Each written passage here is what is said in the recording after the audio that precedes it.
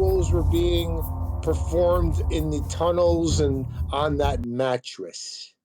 What was it? Was it like, bro, trust me? Is there anything, or is just a picture of a mattress came up and suddenly all the speculation came out? It's a filthy blood. What's up, guys? We're doing the Did they debating a New York Chabad ultra-Orthodox Jew We only saw what we saw. named Dave Cohen. So then, I didn't do any. He's already I haven't done kvetching. any DNA tests with the lab. Talking about all I'm doing is taking the information. the tunnels. First of all, since you want to go right to the dirty mattress. No, because I'm familiar with the synagogue. So, He's familiar with 770. Tunnels. It's an actual basement. It consists of the whole block, and it has many different basements. There are mattresses and stuff that have been down there for years. They didn't do renovations there for years. It was an old, dirty mattress. There was no blood. There's no satanic. Everything else was speculation and wild conspiracy theory. Just straight up. So I want to just give you the logistics and the information straightforward. And if you have any proof to prove otherwise, I'll be more than happy to verify it with you. But I'm just all right. Let's welcome Adam Green from No More News in here. Adam, welcome, brother. How are you? What's up, Al and everybody? Thanks for setting this up. Dave, yeah. Mr. Priest, Dave Cohen, nice to meet you. No, I am not a priest. I am not a rabbi. Please don't give me the title, just so you know. I may be a Cohen, but... That's why I said it, because Cohen. Oh, okay. But you are an literate in Aramaic and Hebrew, and you said I am, but I'm not a certified rabbi, and I will. Well, because according to Duvid, there a Chabad Lubavitcher rabbi would never come on with us because it's forbidden. Okay, it doesn't. It's not. This is the guy we're talking to. I'm sorry. Oh, I'm sorry. No, I said it. Look, if it was forbidden, I would tell you it's forbidden. I've never heard of it. They don't like to promote a lot of things, so I'm going to be cautious on certain things because I don't want to make a chilul Hashem, embarrassment of God, but usually some are Hashem Goyim. Rabbi Jacobson. They're really good debaters, but like I said, I didn't get smicha, but I did learn a lot. Coincidence. So answer as much as I can. Smicha is what, like a rabbi certification thing? Yes, absolutely. Okay. Absolutely. Okay. All right. So you only get the title rabbi when you get certified. Okay. All right. But there are such things as unofficial rabbis, right? Because all a rabbi means is a teacher, correct? Certified. That means he went through the test. He studied all the Gemara, the Mishnah, all Baal Peh. He learned also Kashrus. He learned Kitzur Shulchan Aruch, all the rules. Like Jesus, from my understanding, I'm not 100% sure, but I think he actually got smicha because he knew it all Baal Peh. He knew it all by heart. But once again, I am not a rabbi, so I'm letting you know. Okay. But do you regularly attend Chabad synagogue? Yes. You've been a Chabadnik your whole life? Yes. I have 2 pairs of tefillin, Rabbeinu Tams, and Rashi's. Do you believe that the Rebbe is the Messiah? No. But the guys You're that the minority. Hold on, Adam. No, I don't think. I think they're the minority, actually. You think yes, the people Adam's right. Minority are the ones that he has been reincarnated as the No. Adam got it right. You don't manipulate. Don't manipulate, Al. It's blasphemy to call him. It's like calling him God. It's like it's idolatry. It's one of the worst things. That's why when he passed away and people are dancing outside, it was they have a very big how do you say it? Shanda? It was a big shanda. How do you say it? He's asking us. Embarrassment because Shmuley Boteach.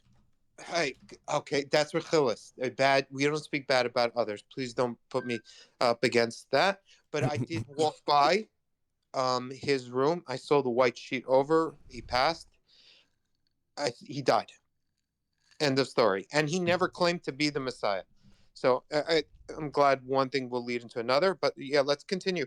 Hey, Adam, I don't know how you knew it, but let's keep on going with the dialogue so we can like build some kind of structure to this. All right. Sure. Well, I'm gonna start out with my question, and then I'll turn it over to Adam, and you and Adam can have a substantial back and Oh, forth. I'm sorry. Yeah, Adam, a few quick questions. Are you Jewish? No. Really? Are you serious? Yeah. Okay, cool. Not Jewish at all. Okay. All right. Not by blood, not by religion. I want to, yeah. Nothing. Zero. Question, and then Okay. turn it over. Can you read? Just one other question, and then you go. Go ahead. Can you read Hebrew or speak Hebrew? No. Okay. Just curious. Mhm. Let's. Very nice to make your acquaintance. Let's go to Albert. Let me ask you a question, and then, like I said, I'll turn it over to you and Adam for a substantial back and forth, so you can have follow-ups and probe each other's thoughts here. My question to you is: should we, as Gentiles, fear the coming of your Moshiach? Wait, Albert, you just said Gentiles. I'm under the assumption you're Jewish. The way I'm not. You keep saying that. You don't understand. Jewish. Adam's the We're not pronunciation, Jews. but the I pronunciation. only play one online as one of my characters. The only reason why I say so is because the pronunciation of the wordings you use are very similar to someone who's Jewish. So it makes like Kadosh Baruch Hu. I know how to talk like you guys. Okay? We study rabbi videos so we can clip them and expose people to what they believe. Yeah, I was scrolling through your stuff. Yeah, I just wish you'd pick better rabbis, and I sent Albert a few of them, like Rabbi Jacobson, rather than. I've clipped Rabbi Jacobson. Oh, really? Yeah. Beautiful. Okay, you're my guy. I like working with, but I personally do not like Mizrahi. He's a Baal Tshuva, so I think. What does that mean? Basically, if you're not religious and then you come back and you start keeping the religion, 613 mitzvahs, and then you start keeping Shabbos again. So it's like if you're not religious and then you become religious again. So that's called a Baal Tshuva. Mm. So usually when they're coming about. So that means he's wrong about Judaism. No. Where did you get that from? Well, you said you didn't like. You said you didn't like him, and he's not a good rabbi. But when we clip him saying things about Judaism, is he wrong about it, or is he right? He's wrong. My personal opinion, he's wrong on his interpretation of how you're supposed to serve God and express yourself to others and how they should serve God. He tells other people how to serve God when he should only focus on himself rather than focus on others. Okay, so since you're a Chabadnik, did you have a question for me? Did you ask Al to do this talk? I heard like you saw a compilation I did and you had some grievance with it or something like that. I didn't have grievance. I had questions because my questions were, you were basing a lot of things off of different sections of Judaism. And I was like, well, you said you spoke to a lot of rabbis and there's a lot of different interpretations. Not spoke to, watched a lot of different rabbis on YouTube. Oh, okay. So you interpreted their teachings, and no, I clip exactly what they say and show you what they say. I don't interpret what they say. But you still, after you hear it, you made an interpretation. You have a perspective, no? A little bit, but I mean, some stuff they say, most of the stuff they say is pretty straightforward. Hey, Dave, before you guys get into it, you never answered my question. As Gentiles, should we fear your Moshiach? No, absolutely not. Absolutely not. Why not? Because what happens if I say that I'll never bow down, I'll never be a Noahide, I love my Odin and Thor idols, and I will never be a Noahide and serve your Moshiach or be a monotheist. Then should we fear the Messianic age? No, it's not our job, and we're not put on this earth. We're put on this earth to serve God, And from our sect of the Chabad, from our teachings, we want to specify on bringing back lost souls to serve in the righteous path. And that means by serving. Like the Lubavitch was very strong on Hanukkah live, like light a menorah. Why? Like you see the Chabad guys go around with try to put the tefillin on the boxes on the people to get them to say a prayer. And Noahide laws. The mission to the Gentiles from the Rebbe was the Noahide laws. Well, he didn't expect to know it. He only expressed his opinion on non-Jews, what his interpretation of what he thought they should do. He never forced it upon. So if I think the Torah is fake and you guys were never chosen, and the God of the Torah is evil and wants to rule the world, would that make me Amalek? My job is absolutely even worse. I should not get in the way of you. But does that make me Amalek? No. Amalek was interpreted in the Torah as bad people who wanted to kill us. Everybody loves to use Amalek. Even the Jews like to use it. It's fine. It doesn't really bother me. It's like Hitler, you know? Who do you think is Esau and Edom? They're people from the Torah. When you say, who do you think? What is that supposed to be? Who does Chabad say Esau and Edom is? Esav was his brother, Yaakov's brother. No, I mean today. What nation is it today? Who are the descendants of Esau and Edom? Oh, I'm not. I'm not. I don't know. I'm not gonna go because you're gonna say lineage, DNA. I'm not here to verify that. Okay. Well, that's the main question. Have you seen my compilations of all the different rabbis talking about? I only saw some. Okay. I'm trying to get as much as possible.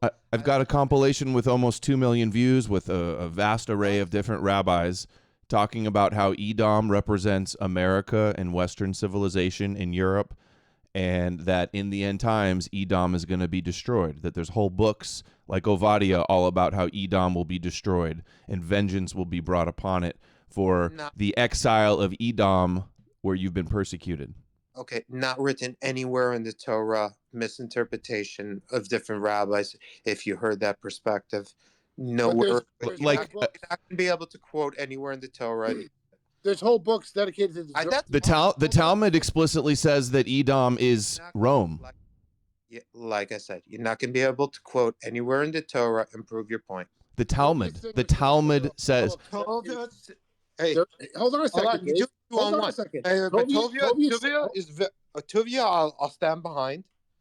Tovia Singer says there's whole books dedicated to the destruction of Edom in your Tanakh. Okay. Whole books. I'll stand behind. He says certain things that he's not Chabad, but I've heard his teachings and he's well versed. He knows them like by heart, in and out. But he also quotes the New Testaments, and he also tries to do debates and teach. I'm not to expose it. He quotes the New Testament. It's weird that you would say he quotes the New Testament to try to debunk it and expose it and turn Christians into Noahides. Hold on, but that's what I was referring to. Okay. I'm not disapproving. I'm not manipulating the situation. I'm just saying he read it. He was given a blessing years ago. This is his calling in life. I bought his books actually. What's it called? I forgot what it was called. New Expanded Let's Get Edition. Biblical, I think, is one of his books. Yes. Okay, so hold on. So Tovia Singer confirms this. He's all over that compilation I mentioned about Edom.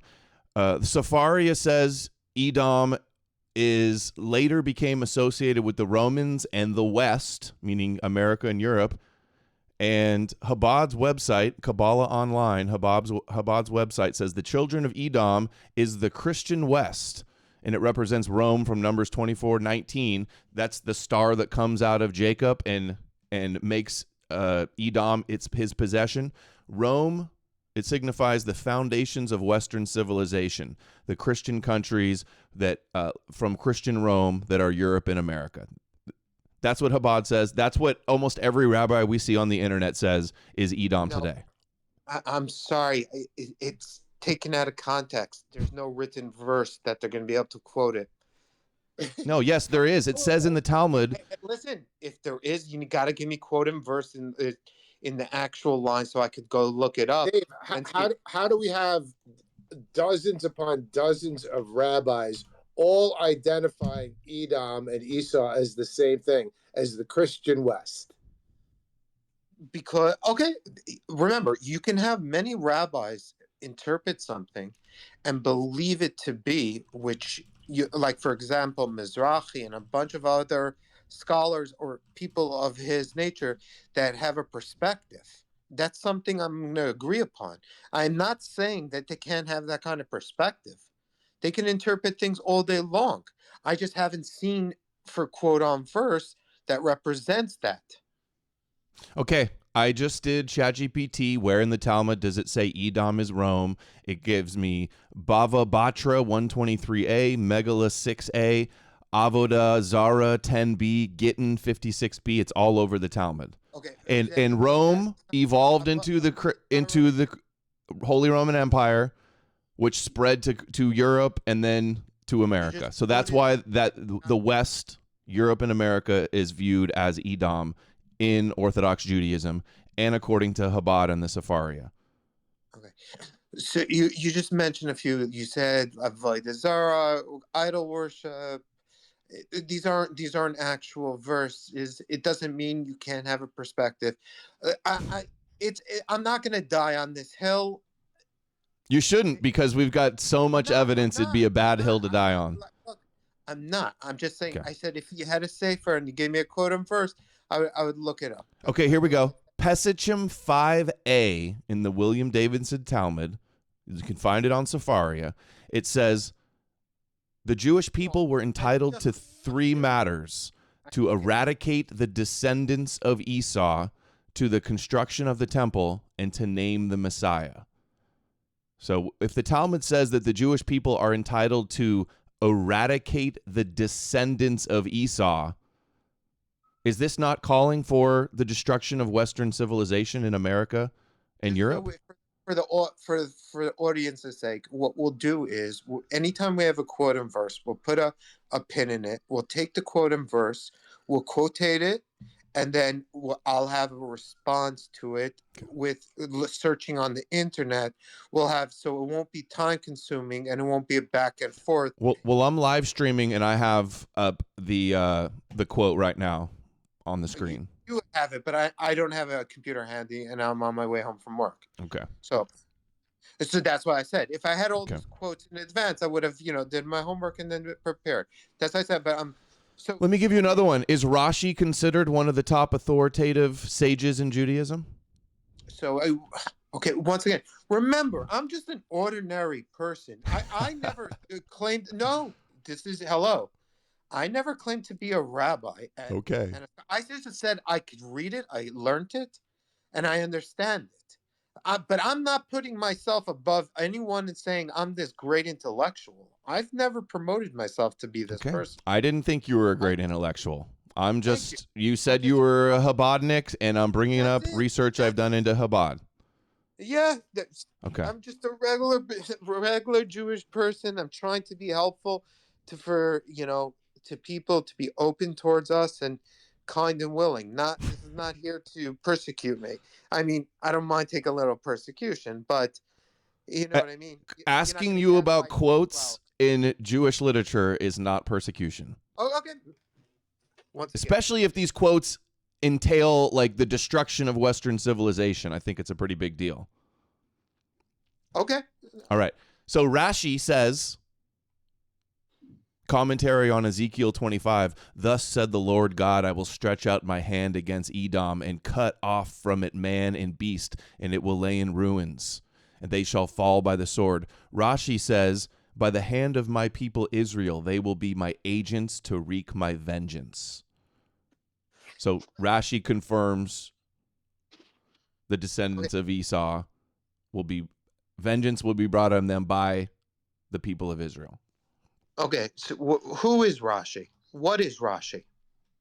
A top authoritative commentary on Judaism. Rashi is the guy who takes the Chumash, the Bible, and interprets it and writes his commentary. That's who Rashi is. Mm-hmm. Then there's called Mefarshim. Mefarshim are commentaries on what Rashi and the Chumash says. What is Talmud? Talmud is rabbis who are arguing what Mefarshim say. So these are all scholars with their opinions. So when you state these individuals, you're going into their opinion and their perspective. Exactly. All Judaism is opinions of Jews. It's not real. It's whatever you say it is. It's whatever you think it is. Right, except the actual Torah itself without the Nekudas. Yeah, that requires lots of interpretation. Here, let me give you one more. This is from Safaria.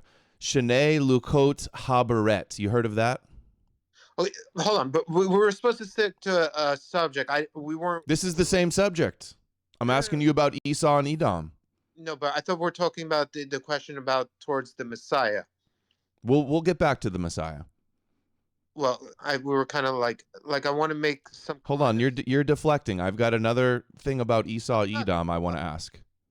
You're picking and choosing on which direction you want to head, which we didn't agree upon in advance. We didn't agree on anything in advance. Right. I've got one more quote about Esau Edom, and we can move on to the Messiah. Okay. But no matter how many quotes, you can have 5 of them listed. I just don't have them in front of me, so I can't respond to that. So it's so what am I even doing here then? If everything I'm going to say, you can't have a response. We were just having a friendly conversation. Okay, well, this is the friendly conversation that I want to ask.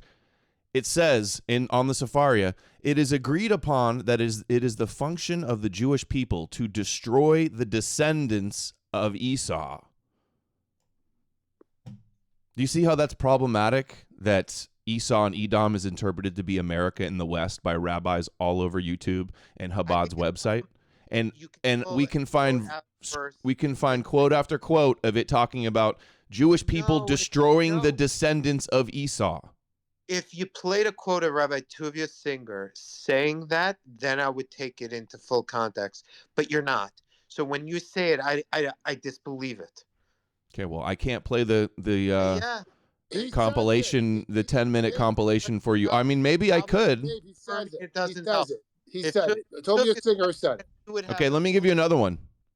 No, Megillah 6a Talmud. Okay. Listen, don't be repetitive. This is a different verse. This is the Talmud, and I've seen several rabbis explaining this online. What you're trying to do is present a bunch of little quotes to put, and when someone put little quotes. I'm quoting verbatim from your holy text. No, little quotes. Yes. Okay. Here's one. Here's a good one. No. Yes.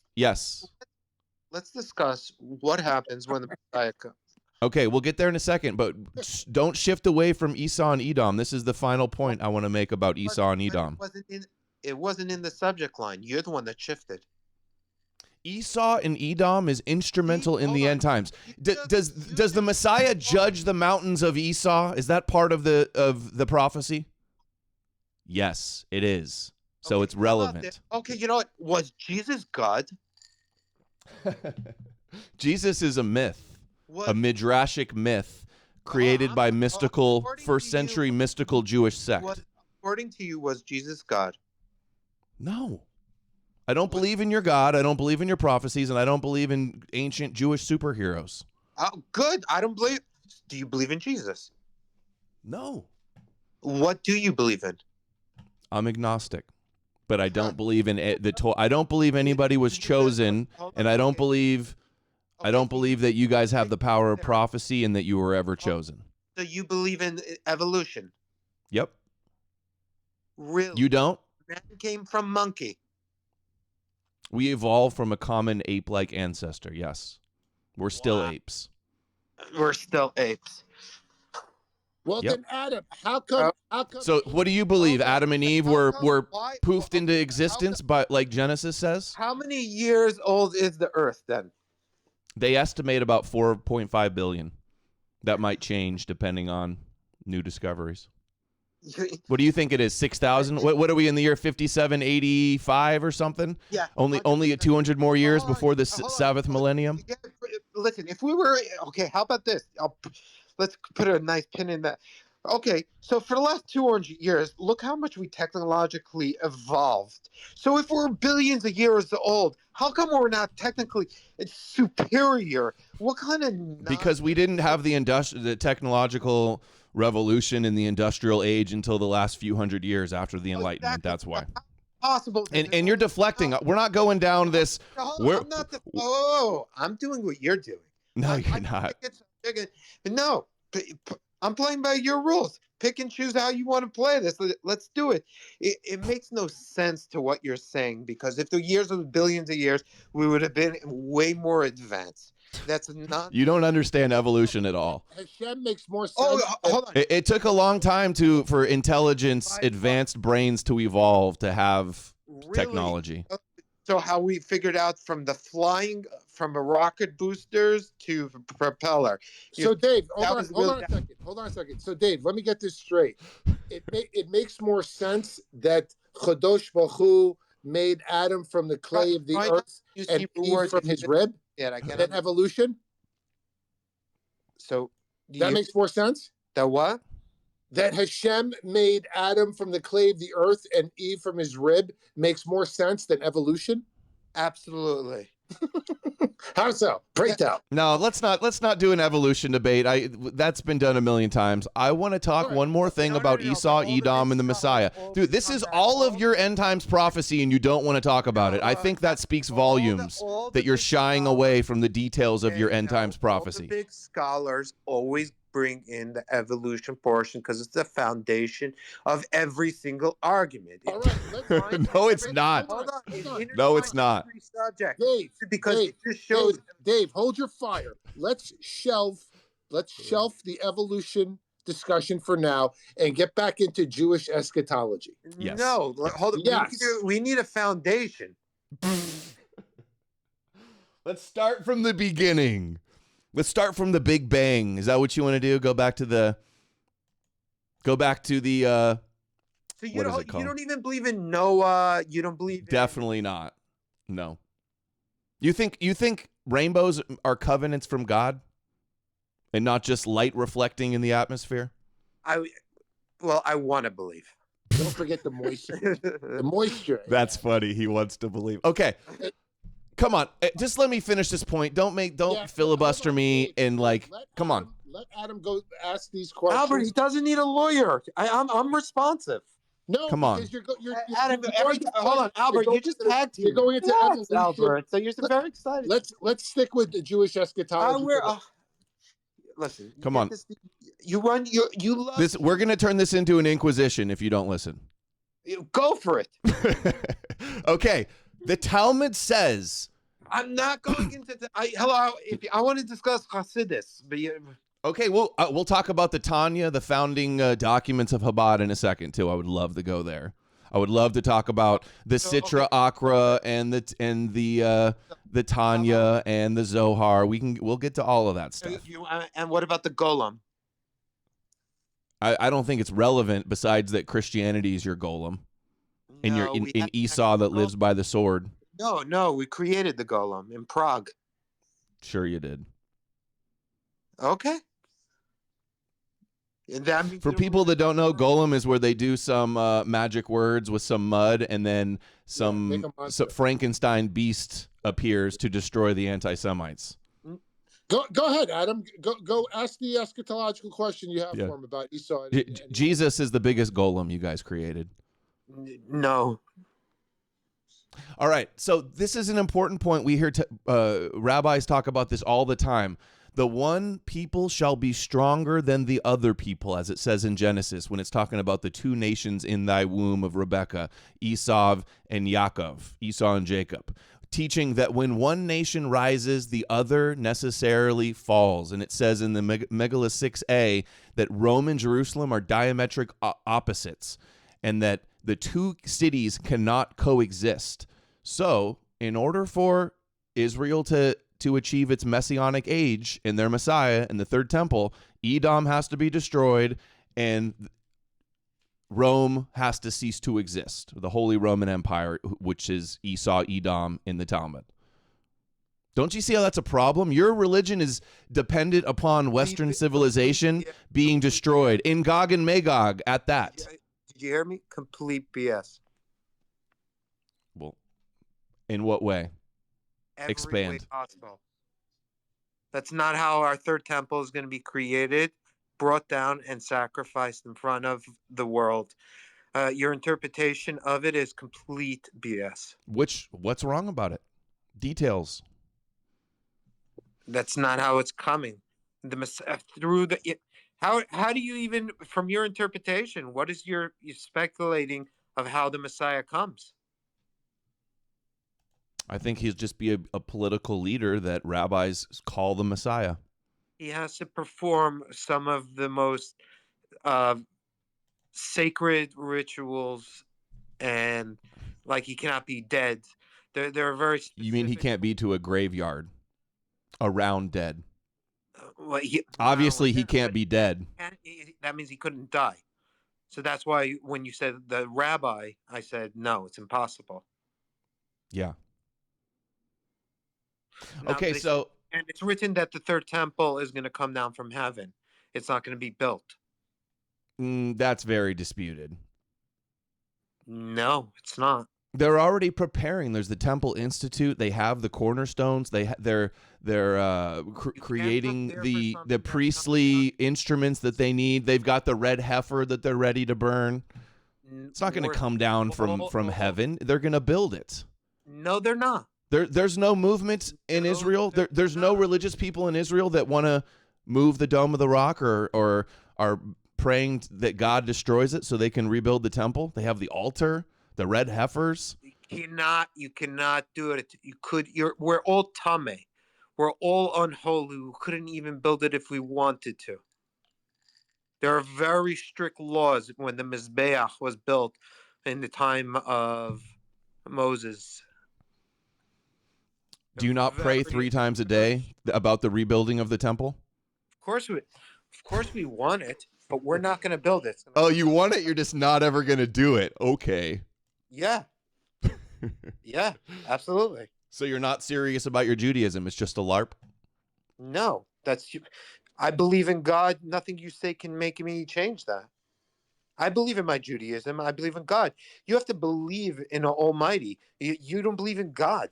You believe in some weird scenario that 2 things came together and everything else got created. No, you believe things can be created for nothing. Not me. I believe in a greater being, something almighty, something magical had to do something in order. And he chooses your people, coincidentally. You say choose. No, I don't say. The Bible says chosen people. We were chosen, but we were told we have to be. Chosen for what? Chosen to do what? To be the light to the nations? To serve him. To bring the knowledge of Hashem to the world? And I shall make a nation of priests. So who is your flock if you're the priests? Who's going to who's the 2,800 people that are going to grab onto your seat in the end times and say, we heard God is with you? Why do you say 2,800? Because that's what the Talmud says. Slaves each Jew will have. You're out of your mind. What? You're out of your mind that we were going to have 28. Look up Shabbat 32b. 2,800 slaves. It says it. It literally says on Sefaria, Shabbat 32b, the William Davidson Talmud. Thus says the Lord of hosts, in those days it shall come to pass that 10 men shall take hold out of all the languages of the nations, the 70 nations, shall even take hold of the corner of the garment of him that is a Jew, saying, we will go with you, for we have heard that God is with you. And that is 7 2,800 people on every corner. I'll 2,800. tell you how that's not even true, because you won't even need to have a slave, because there won't be no famine. There won't be any need for. There won't be any. But who's gonna war. flip? Who's gonna be the Shabbos goys in the 7th millennium, on the Who's Sabbath gonna, millennium? Why who's would gonna we shine your need? shoes Why and would do your we need? laundry and mow Why your would we lawns and take need? care of your kids? Why would we need a Shabbos guy? Because you need slaves. You need servant No, slaves. don't. Because you don't want to If work. we're not going to be breaking Shabbat, then why would we need it? Because you don't want to work. That's not true. It doesn't say Avodah stops. Here's another one from Eruvin 43b. You see, I don't show all the fake and out of context stuff that you see on the dumb memes online. This is the actual material. You kind of are. No, I'm not. No, I'm quoting directly from Safaria in perfect context. Eruvin 43b, it says, once the Messiah comes, all Goyim will be subservient to the Jewish people. You can look it up. People can see it on the screen. Eruvin 43b. And the word they use for subservient is literally slave, is the dictionary definition that they have on Safaria. Anything you're saying, can you just post it in the purple pill so later on when I get home I can Sure. go? Yeah, this is all from a Kabbalah thread I did No problem. I'm just saying every verse you in have 2022. Later, And to the audience, to the people in the chat, the first hour is just going to be back and forth. Then we'll open it up. Okay. I want to follow up on the Jewish supremacy part, right? In your world to come, when Klal Israel rules the world and everybody else is subject to the Jewish people, etc. You know, all of this language. How can you refute the claim that this is a racist supremacist theology?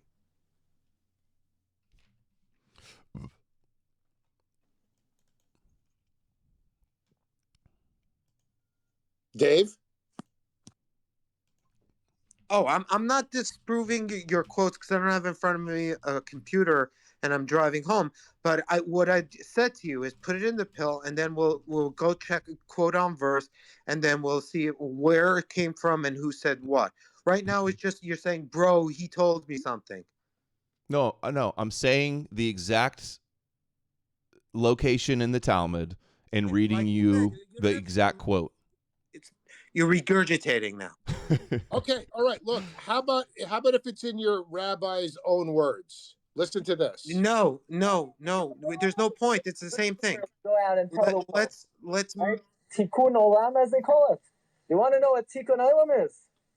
Albert, When good make this time properly set up. Subjugates Ra, which means when Klal Yisrael rules the world, when Klal Yisrael is supreme, and the nations of the world are subject to the Jewish people, and under the umbrella of the Jewish people, they have rectification. They have tikkun. That's tikkun olam. Tikkun olam is not teaching about recycling. Recycling is not tikkun olam. Tikkun olam is not save the planet. Tikkun olam is not. Listen, if you pull up Rabbi Y. Jacobson, have him talk about tikkun olam, then you'll get a better interpretation. But this verse is misquoted. The Gentiles recognize the supremacy of the Jewish people, and they assist us. That's tikkun olam. Everyone is better off when Klal Yisrael is supreme, and then the nations of the world are Damn. I don't know if my internet, my browser's messed up. Looks like we're still live on the live stream. Whenever I open up Times of Israel, my whole browser crashes. Oh, there it goes.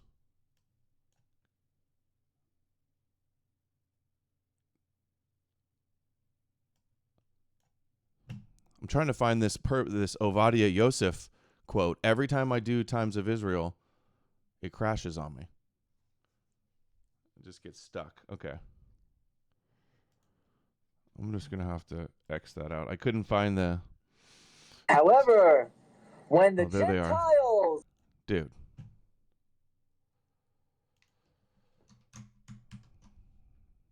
Shit.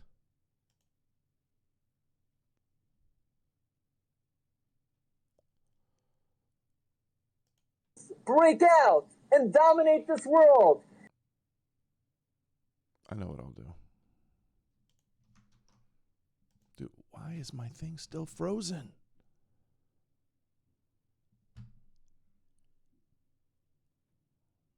I'll have to open it in another browser. Did I get dropped from the call too? The global, you guys have, you're more than happy to tell us about it. He's not part of our sect. What are you talking about? All right, so you took it of a different sect. Right. You took it of a different division, and you're having him to speak on behalf of all of us. This guy is a Brooklyn rabbi, isn't he? Yeah, he's not Chabad. He's not. He's all right, so Chabad doesn't believe this? No. What do you guys believe? Differently than he says it. What does Chabad believe? You're playing the one Kelly sect and saying it's for all, which you continuously do.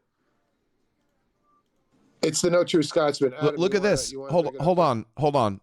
In the end times in Kabbalah, the Kelipa is cut off and discarded, right? It becomes a non-entity.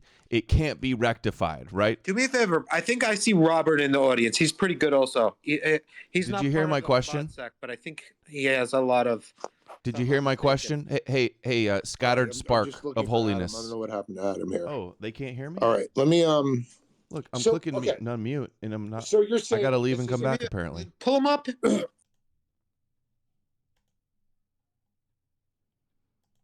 I don't see him.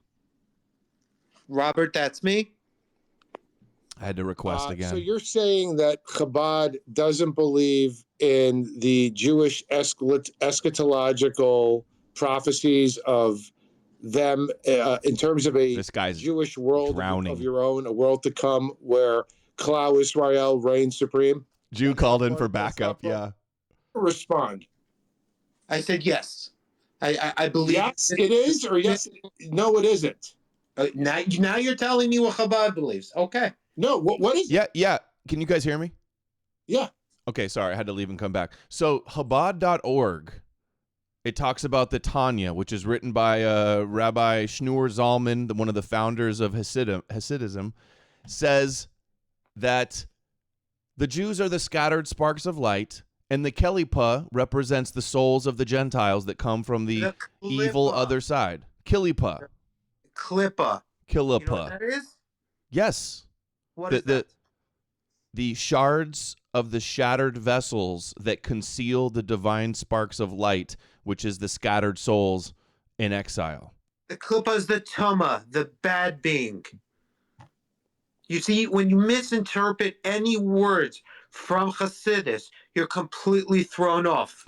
Is the Kelipa and the Sitra Atra, I won't even ask you, is it? Chabad's website says the Kelipa and the Sitra Atra are called vomit and filth. They're associated with one another. And then you can go to Kelipa and Sitra Atra Chabad website. Gashmias levels of the... Okay, so the Chabad Rebbe says that the Gentile souls come from the three satanic spheres. This is a quote from the Rebbe. And then this Chabad website says that the three impure Kelipa is their destruction, and they can't be rectified. What you did is you took one word and you tried to mislabel it, and then tried to gaslight another theory of yours. No. Listen, I'm not gaslight. I'm quoting from Chabad's website. It says the three impure Kelipa flow and derive the souls of all living creatures that are not kosher, meaning all of the non-Jewish world. The Gashmias. Everything in the realm of holiness has its opposite in the realm of the profane. Are you the children of light, and who are the Gentiles? The children of darkness? Okay. So for you to understand, you have to have a foundation. I have a foundation. Can you answer the question? Jews are the children of the light and the scattered sparks of light? So if you just want to try to cherry pick to make the audience think you know better, you really don't know anything. You just picked a word here, you picked a word there, and then you try to pretend like you know something when you don't. That's exactly what you did. No, I'm quoting from all over Chabad's website, buddy. When you don't know how geometry works, you have to discuss the foundation. What is the body created of, and how? Listen, Zohar. Is Zohar one of your holy texts? Of course, Zohar. Okay. Zohar 1, Hold on. 131a from Sepharia. Okay, guys.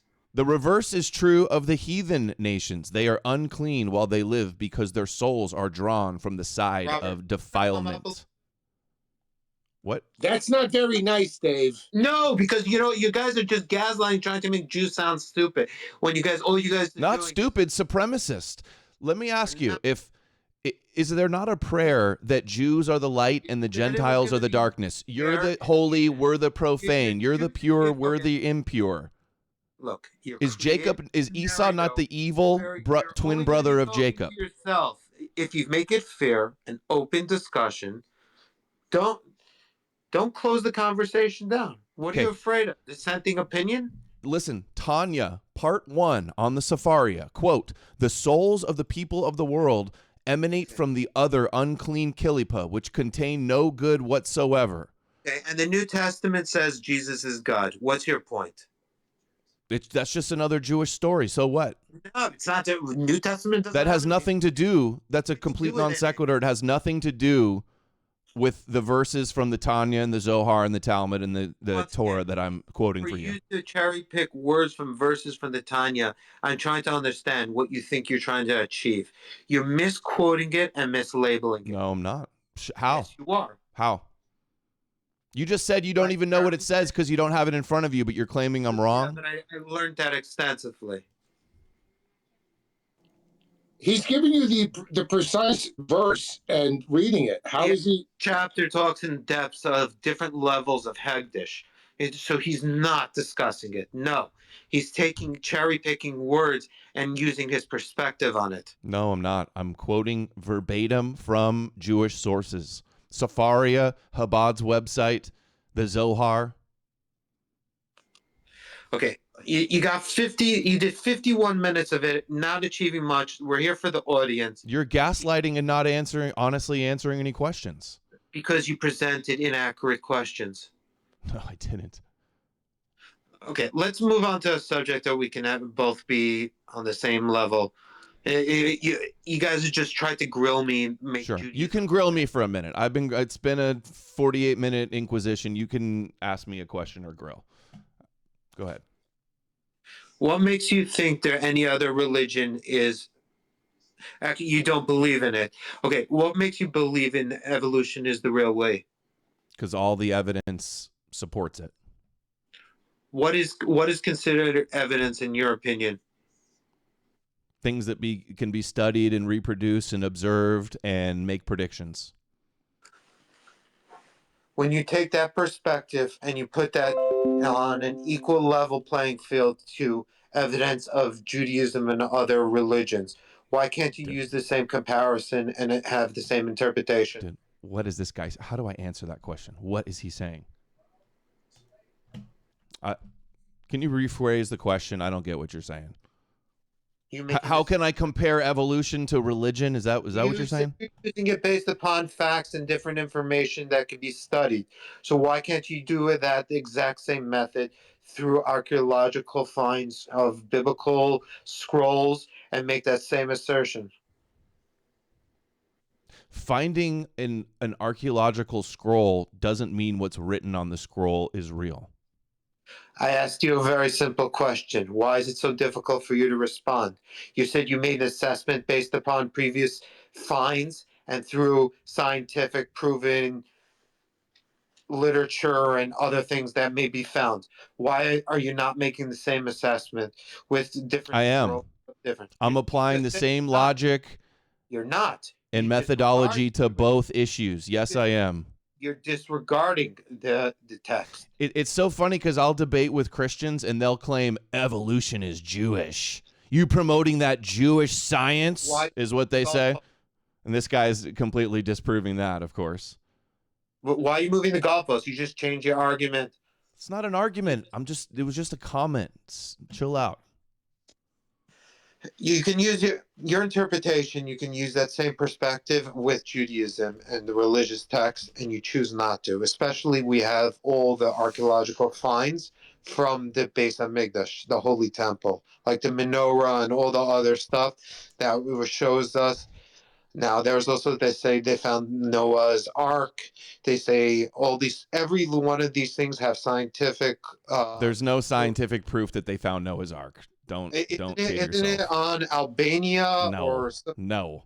Didn't you see that on the History Yeah, I Channel? saw it on the cover of the tabloid at the checkout stand. Sure. It's Mount Ararat in Turkey, and it's bullshit.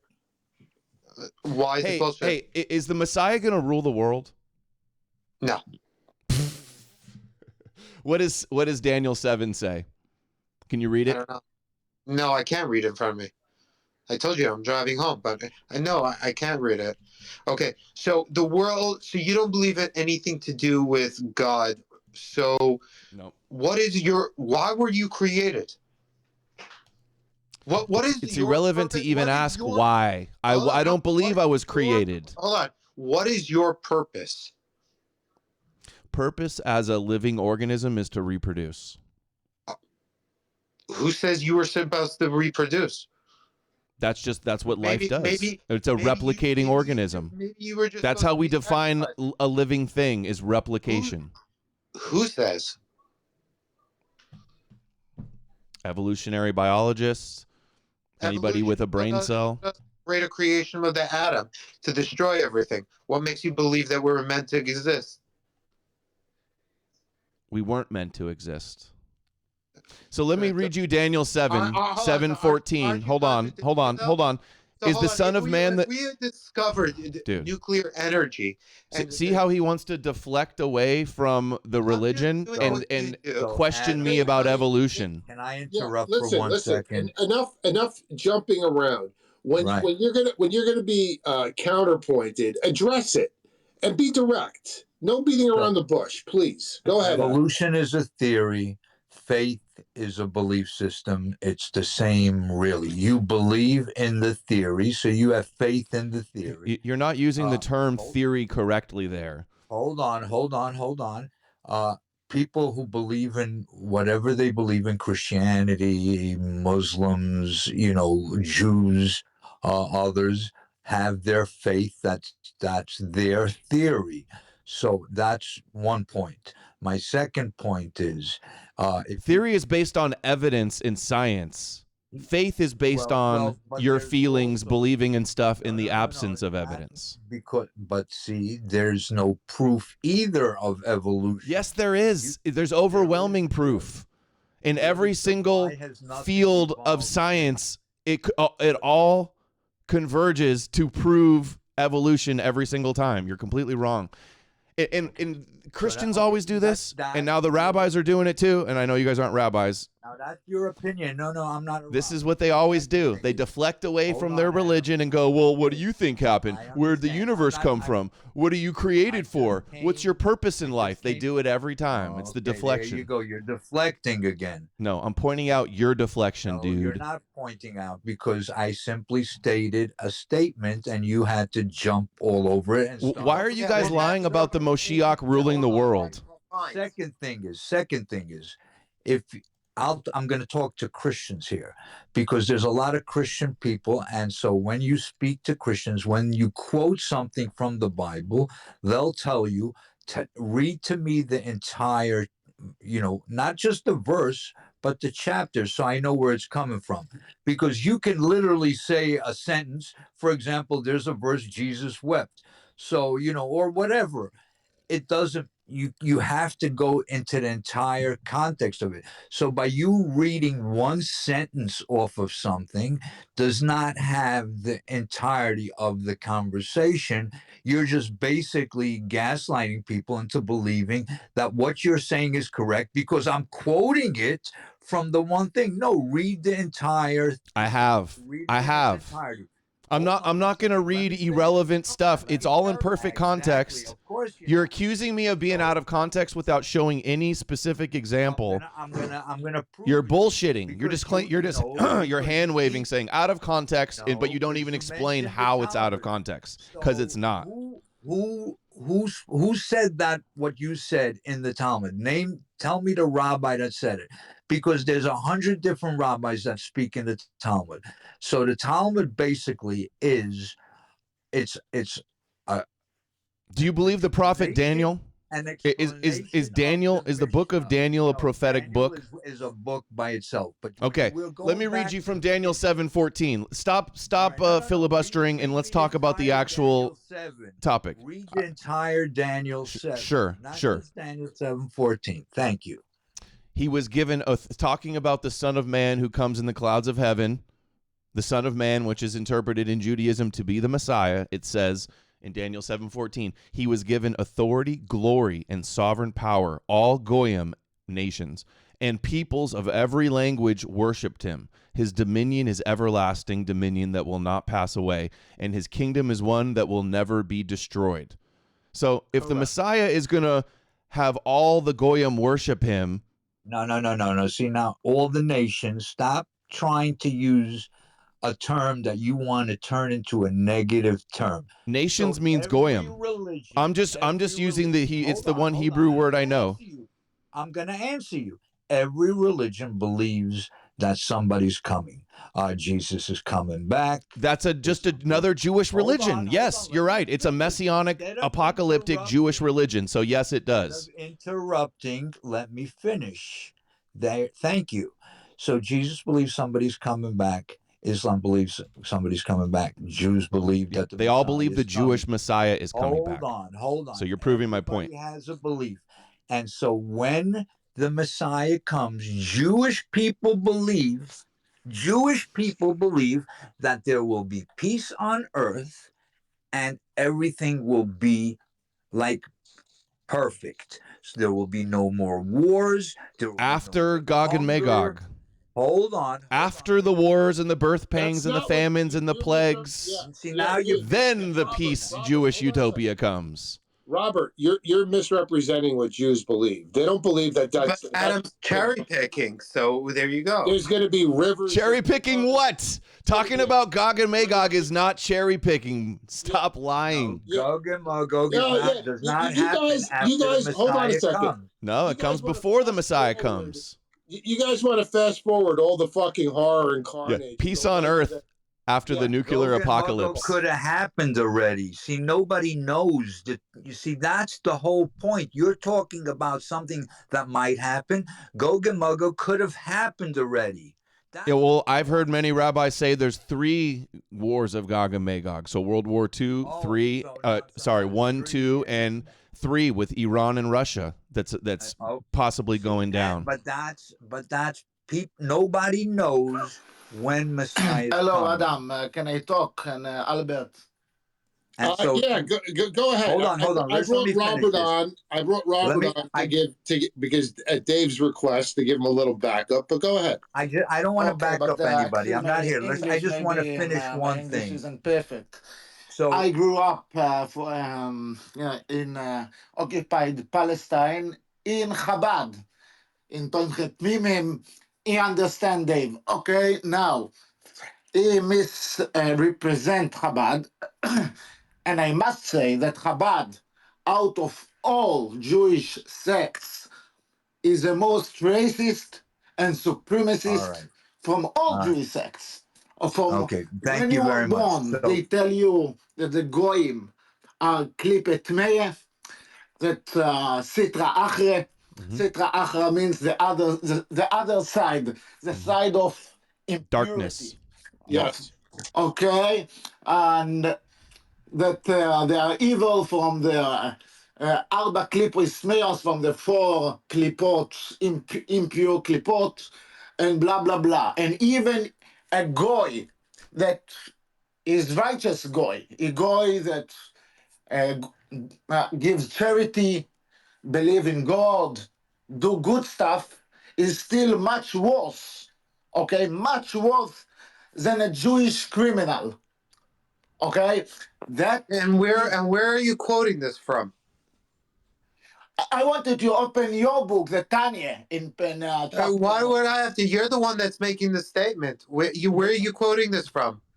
Yeah, is this your opinion of a Chabad? No, it's not my opinion. It's what I study. What did you for more than 12 years in Chabad?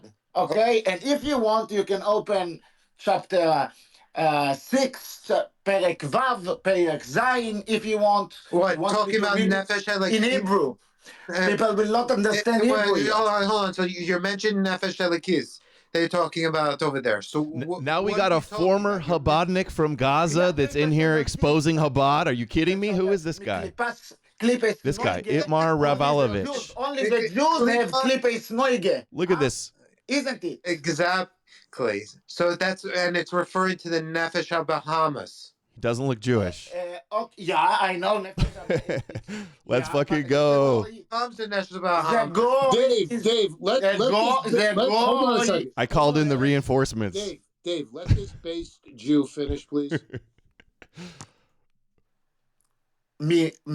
Are you talking to me? Yes, I'm talking to you, the base Jew. Go ahead.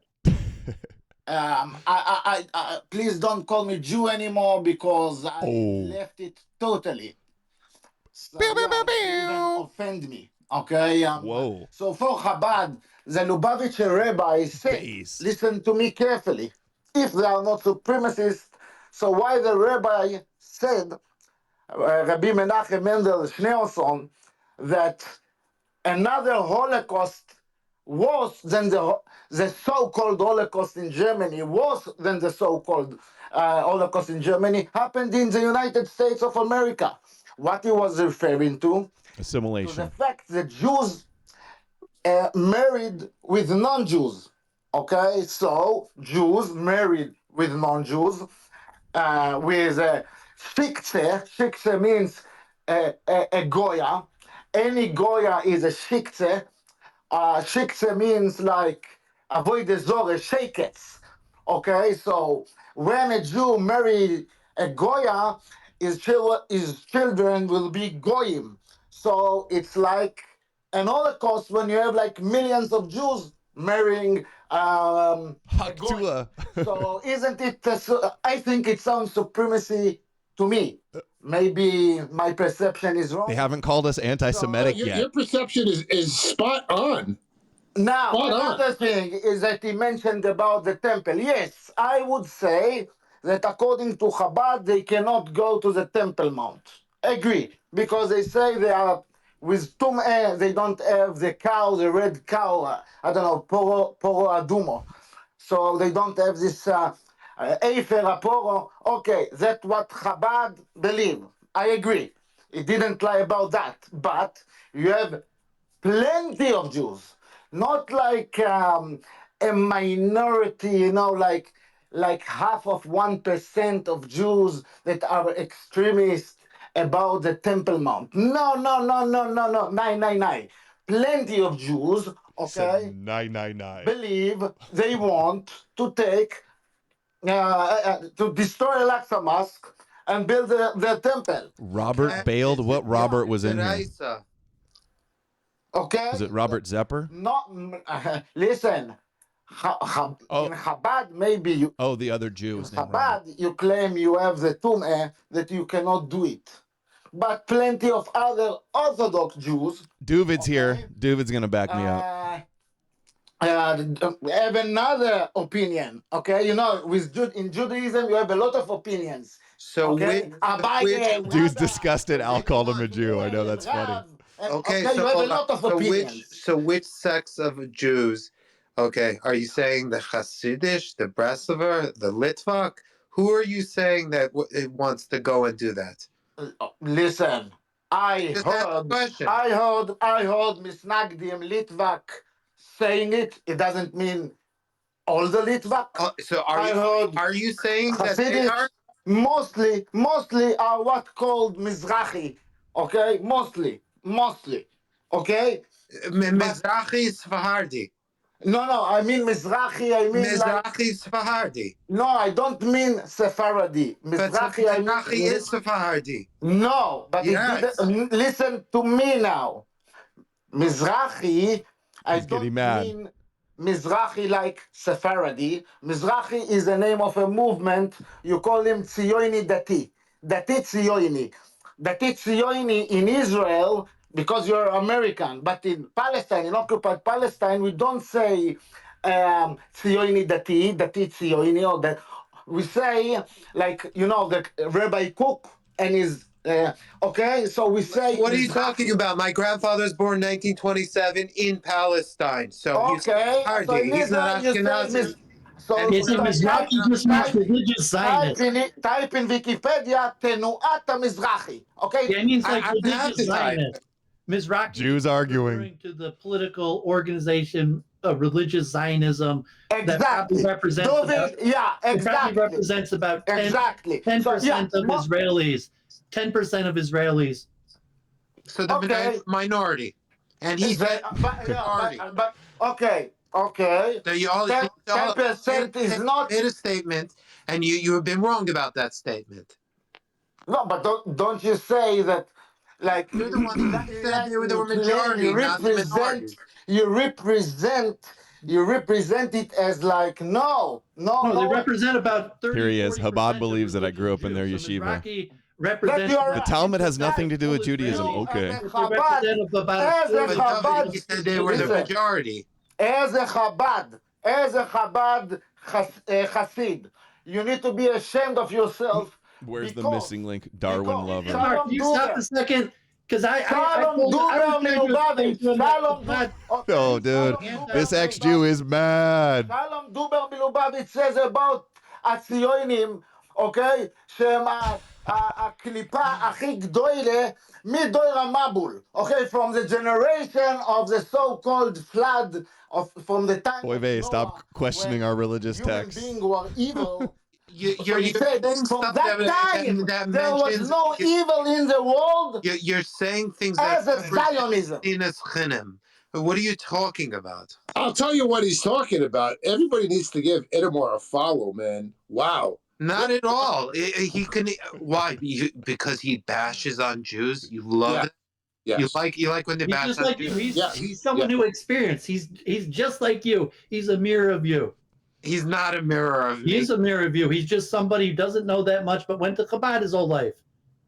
He was brought up in Chabad. He went to Chabad school. He escaped the chains of Yahweh. Hold on a second. By the way, I gotta meet the room. We got 4 Jews with microphones at once, and it's bedlam is fucking breaking out. Hang on, guys. Hang tight. Everyone's gonna get their shot.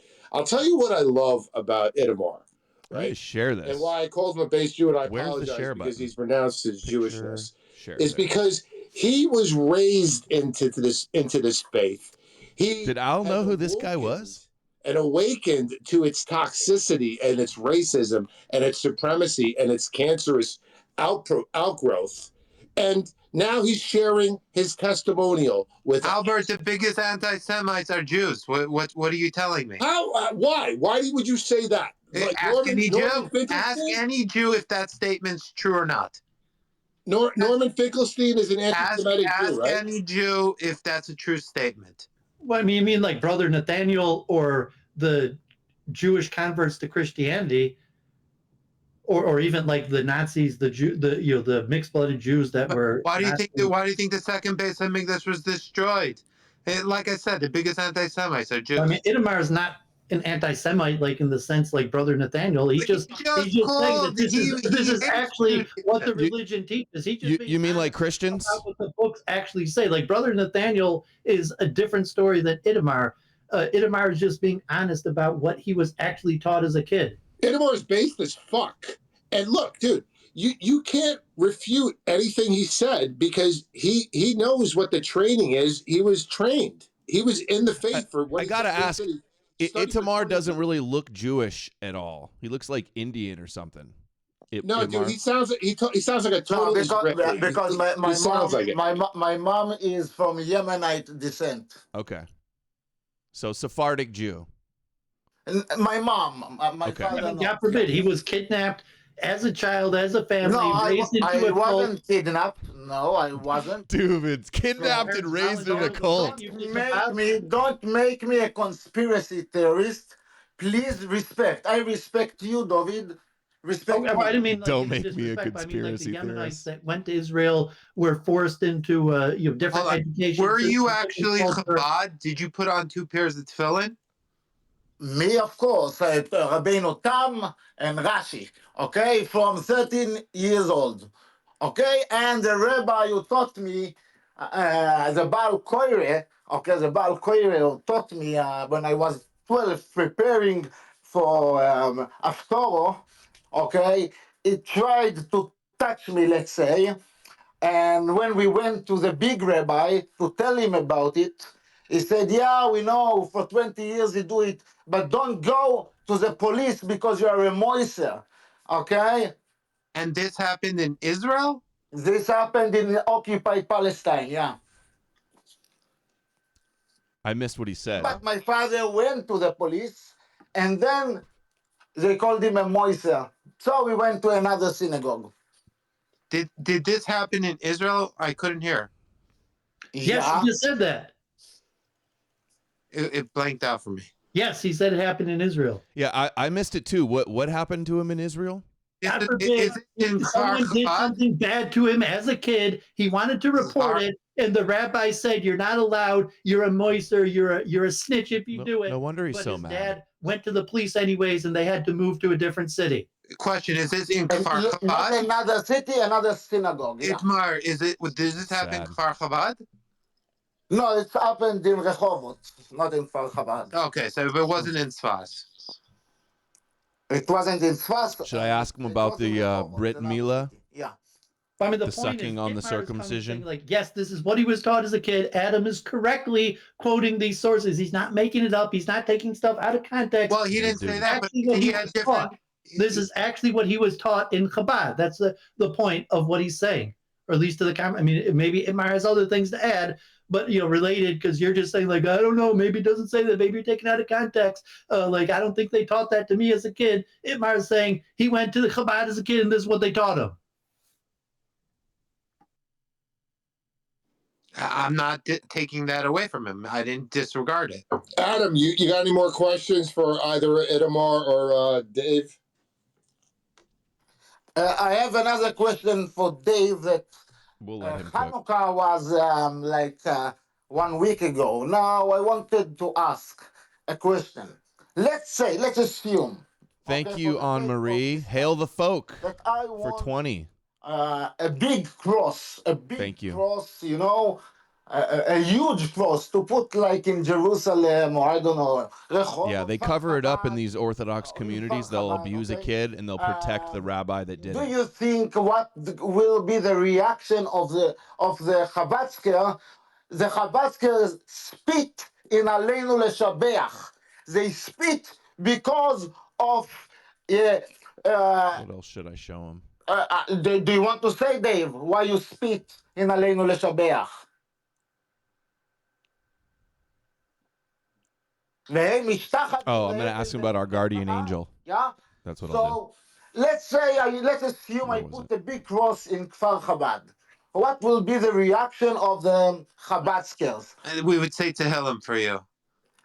No, I think they will beat me up and No, take they the wouldn't cross touch you. down. So They why would- you put hello. your Hanukkah? They would No, beat no, me no. up. Hold on, Why that's you fair. I'll put tell you. your You asked the question. Hanukkah in Berlin? Dude, Why this you guy is put your mad. Hanukkah in Listen, Washington? Elia, If you don't Dude, these allow rabbis me, abused him. I calm wa- down. Because he's fired up. He's fired up. Okay. He's got Holy Ghost power. Yeah, but meanwhile, I need to say a Mishaberach for him, so I want to know his mother's name Itamar is Because cooking. he's a Jew, and he's special. I And want he to might pray for return, him. and he's We would better say than Tehillim. Destroy. Hello, I said the hold exact on. same thing. There's Nobody- a difference, 'cause Itamar Dave, has the highly you can say he's Look at Daniel emotional. Why is he 7:27. yelling? But Yeah, he's listen, never he said called he him a was liar. touched as a child from a man. I don't know But what he's to still say. a Jew, and he's special. Oh, He's special he than all was these sexually young boys. abused, and you guys are taking that out of context. But just a minute, Dave. You think that Itmar is It's different out of than con- Goyim everything- He was Everything's out of sexually context. abused. What do you expect? He just said it's out of context that this guy got abused by his rabbi. Whoa. Because My he was, opi- God forbid, My opinions that's are not. He had a mikvah buddy. My opinions are. I think not that's ritual influenced bathing buddy. By That's what he my calls it. It was just a short bathing buddy. He experience just as a child. I look But at it the does. world You just said it clipped. does. objectively. Listen. I know Freud and Klein. But you were molested. I don't understand why you're saying not. You just called it a child abuser. His ritual bath buddy, his mikvah buddy. That's what that means, right? No, No, mikvah, yeah. mikvah is to cleanse yourself. He's saying that he So was the bathing, abused. he got abused by the rabbi, and you're making a joke that it was just his bathing partner. What No, makes it's you not think like I'm making a joke? Why would you downplay him being abused and say that it's out of context? Adam, don't manipulate Adam, it. he wants to say that I have my opinions because of the experience I have. Right. In that way, Adam, you're pulling it he out. can explain to himself my opinions instead of looking at it that I look objectively on the reality. It's not about any experience. Okay, The dick in your butt is out of context, Goy. and about Says black, Zionist cuck. it's not because something They touched happened his when I was schmuckle. 12 years old. Okay. Yeah, you're saying the teachings are, God forbid, false and dangerous, not because some rabbi did something to you messed up as a kid, but because objectively the teachings are false and dangerous, even if some rabbi hadn't done something bad to you as a kid. Yeah, despite that, yeah, I know for Dave, as someone from the people of Sigmund Freud and Melanie Klein, that he liked to involve childhood all the time. But I can understand that. It is heritage after all. But yeah, not everything is connected to your childhood. You know, I can see the world, I can have opinions, objective opinions, based opinions, and it's not connected to my childhood. Unless the Jew doesn't like it and he must in some way reject these opinions so he can say it's because of that or because of that. Yeah, but I mean, it's just proof that of what Adam and Albert are saying that Dave. But hold on. So, Itmar, so are you a religious, or do you keep any of Judaism? You renounce No. Judaism. After studying in Chabad, okay, I went to university. I majored in biology, the first of my class, and also in psychology, first of my class. I did even a master degree in biology, but then I left academy because I don't like academy. Do you believe in evolution? I believe in evolution. I don't believe in any religion. I can respect Islam as a religion, but I don't believe. But Itmar, because Adam and Albert are Goyim, they just hate you because they're Goyim. But because Dave actually believes this stuff, he has to sympathize with you and be like, you can't be saying this for the same reason that Adam and Albert are. You have to be saying it because something bad happened to you as a kid. And he has to try to bring you back to the fold because of the supremacist ideology that you gave up.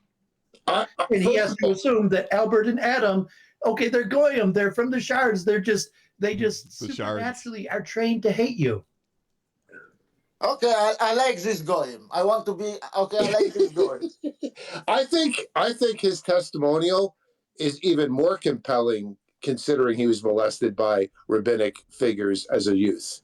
Not to dismiss it. I think it's reprehensible that you're trying to dismiss it and make a joke out of it, Dave.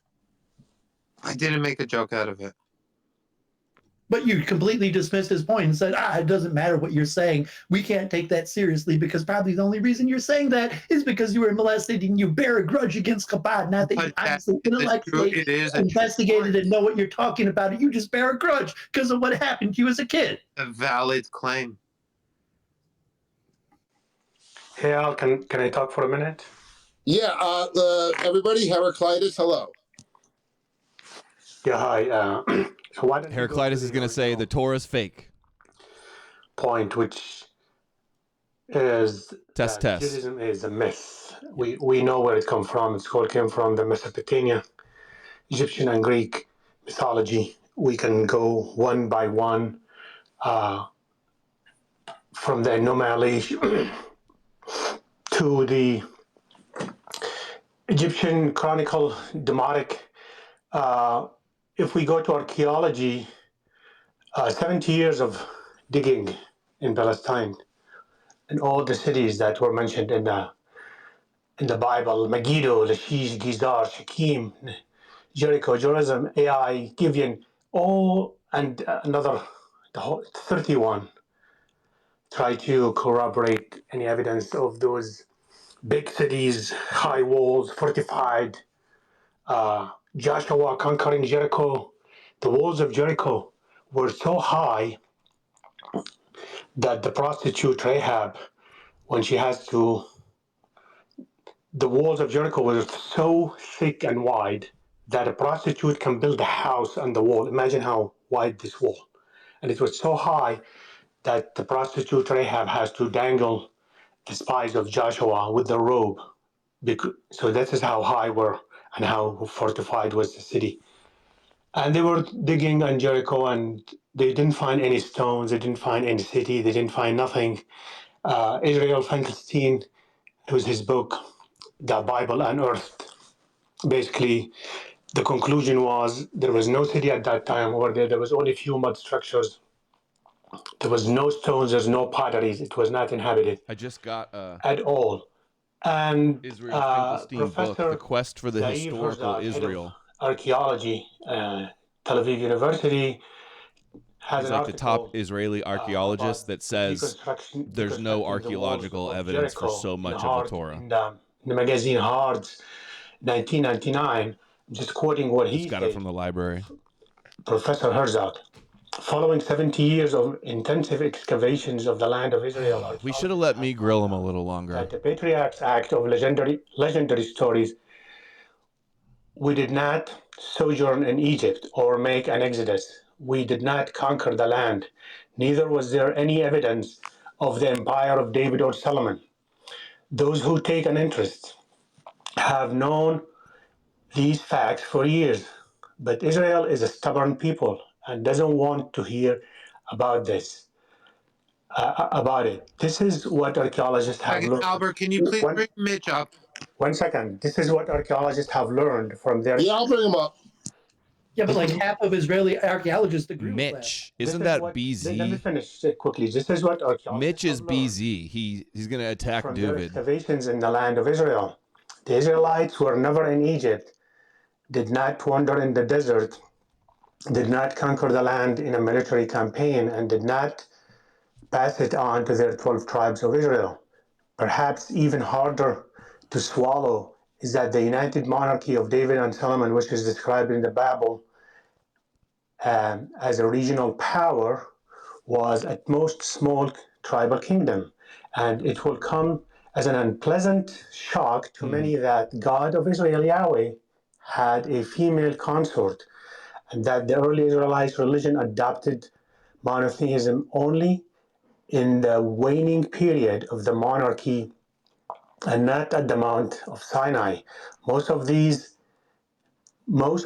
who are engaged in a scientific work in the interlocking spheres of the Bible, archaeology, and history of the Jewish people, and who once went into the field looking for proof to corroborate the Bible story, now agree that the historic events related to the stages of the Jewish people emergence are radically different from what the stories tell. This is Professor Herzog, the head of Archaeology Department, Archaeology in Tel Aviv University, and we know that they found nothing. Until 10 years ago, almost the vast majority of Israeli professors, researchers agreed with everything you're saying. The last 10 years, like the Mizrahi, there's been more religious Zionist or whatever and it's been shifting. But like till 10 years ago, almost all Israeli professors agreed with what you just said. Right. So, and if you look at the stories, read the Sumerian myth of creation, read the flood stories. They're all verbatim. I'm just going to read one more and stop. So this is from the Enuma Elish, from Berosus, who took from the Enuma Elish, talking about the flood. Cronus appeared to Zisrothras, which is basically the name for Noah, appeared in a dream and revealed that on the 15th of the month, the Assanis humankind will be destroyed by a great flood. He was to build a boat and board it with his family, his best friends. He was to provision it with food and also to take on board wild animals and I'm gonna beasts pee, guys, and while he birds that have talks. four-footed and I'll all be back in a four-footed minute. animals. Then, when all was prepared, he was to make ready and sail. He did not stop working until the ship was built. Its length was 5 stadia, which 1,000 yards, and the breadth was 400 yards. He boarded and finished the ship, equipped it with everything he had been commanded. With his wife, children, and closest friend, after the waters of the great flood had come and quickly left, Zixarathus, which is basically Noah, freed several birds. They found neither food nor a place to rest, and they returned to the ship. After a few days, he set free some other birds, and they came back to the ship too. But they returned with the claws covered with mud. Then later, for a third time, he set free some other birds, but they did not return to the ship. This is almost verbatim, this anomaly, almost verbatim from the flood story. And I can go on and on and on. There's no story in the Torah that has no parallel and almost complete dependency, literal dependency on other. We can go to But Moses. Heraclitus, why is Nice that? job, Why Heraclitus? Why Heraclitus is did. that a negation of anything? Hold on a second. Heraclitus did a nice job wrapping up the lack of any kind of archaeological historical evidence for Nothing. any of these Jewish Oh, mythologies. no. Albert, Let me the get amount of Mitch in historical here. coins. LARP. Let's get You know Beezy I'm in not here. easy. LARPing is It's too Mitch. Go ahead. exhausting. You know I'm not. People have met me face to face. In any case, the amount of historical evidence of the cities of Jews living there, coins, uh, art, etc., is just voluminous. You choose not to believe it, it doesn't matter. There is nothing. And Give me an evidence. Heraclitus, I listen to you. You say, We can say the evidence. all. I know you can just take a breath. You'll be fine. Don't be excited. Every religion can be explained as being a myth, whether that be Islam, Buddhism, Zoroastrianism, Christianity, Islam, Judaism, or you could believe every religion takes a leap of faith. That is just a fact, right? The story about Noah, is it founded in the story of Gilgamesh also? Yes, that is true. So either it is a completely made up story, or it is a historical event that is described in various religions in different ways. That is not a negation either way of the validity of the story. The Torah is not a book of history. Like, how many paragraphs are written about the hero of Judaism, Abraham? Very short, very short. It's not about history. It's about the lessons we learn and what we come from that of values, principles, laws, etc. It's not a history book. So if you're going to look into the Torah, if you know, you're incorrect. If you're to look at it for history, that's not what the Torah is about. That's not what most religious books are about. Because otherwise, how much is written about any other figure? Very short paragraphs about them. Well, If it was about the lifetime of David or the lifetime of Solomon when or you anybody give a else, there historical would be figure, entire books. There would be entire scrolls how written can you about say each it's not a book individual. about history? How can you say Because if when it is was it one about second when it history, talks about I'm answering you. David, If it when was it talks about, about Solomon? if it was about history, we would have scrolls and scrolls and scrolls and scrolls describing every event of that person's life. We have more written about a year in the life of JFK or any other figure than we do about the major figures of Judaism. Like, for example, Why it's a the myth, names in the because there's Bible are no. not. Oh, hold on. No, What is listen. question? One second. All the names in the Bible, are not necessarily their real names. Those are descriptive names. Okay. Moshe means to draw out, means someone who took them out of Egypt. David has a meaning. So all the names in the Torah are descriptive of their role. Yitzchak, Isaac, is God left. Yaakov, of the story of the ankle being pulled out of his mother. They're all descriptors to teach us something. Okay, when is the first What is your question? Torah? What is the first? When is the first Torah? What is the first Torah? Yeah, when is the first If you're a Torah? believing Jew, What's the it Septuagint? is existing prior to creation. Okay, That that's God wrong. looked into the Torah and created That's the wrong. world. Let me tell you something. Obviously, all religions require that type of faith. when If do you we have don't the believe, book? you don't The believe. first It doesn't book. matter. Okay. The first book, the Torah, it's a Septuagint. It was Greek. No. Yeah, there is. The Before that, there is Septuagint no is a evidence. Greek translation. Before that, Yes, there of is no course there's evidence of a Torah, right? Of course there is. No, Even the Dead Sea Scrolls have portions of the Torah Dead Sea that are Scrolls. preserved Dead Sea exactly Scrolls verbatim are from 150. Dead from Sea Leviticus. State after that. Exactly verbatim from Leviticus, from the Dead Sea Scrolls. That obviously precedes anything of the 400. Septuagint. Okay. So 400 BCE, there was Jewish religion. 400 BCE, right? So you're saying there was Jewish religion, there was temple, and there was Mosaic laws, and all of that, right? If you're right, so Go ahead, continue your point. Okay, if you're right that Judaism in the 5th and 6th and 4th century BCE, there was Judaism and people were practicing the Moses laws and Well, it wasn't called Judaism. It would be called Avodat Hashem, the work of God. There was no such thing. The word Jew is a Roman word to describe Judeans, but there's no such word as Jew. That's a modern word. What about Yehudi? But there is no archaeological or epigraphical evidence that there was any religion of this sort. Of course there is.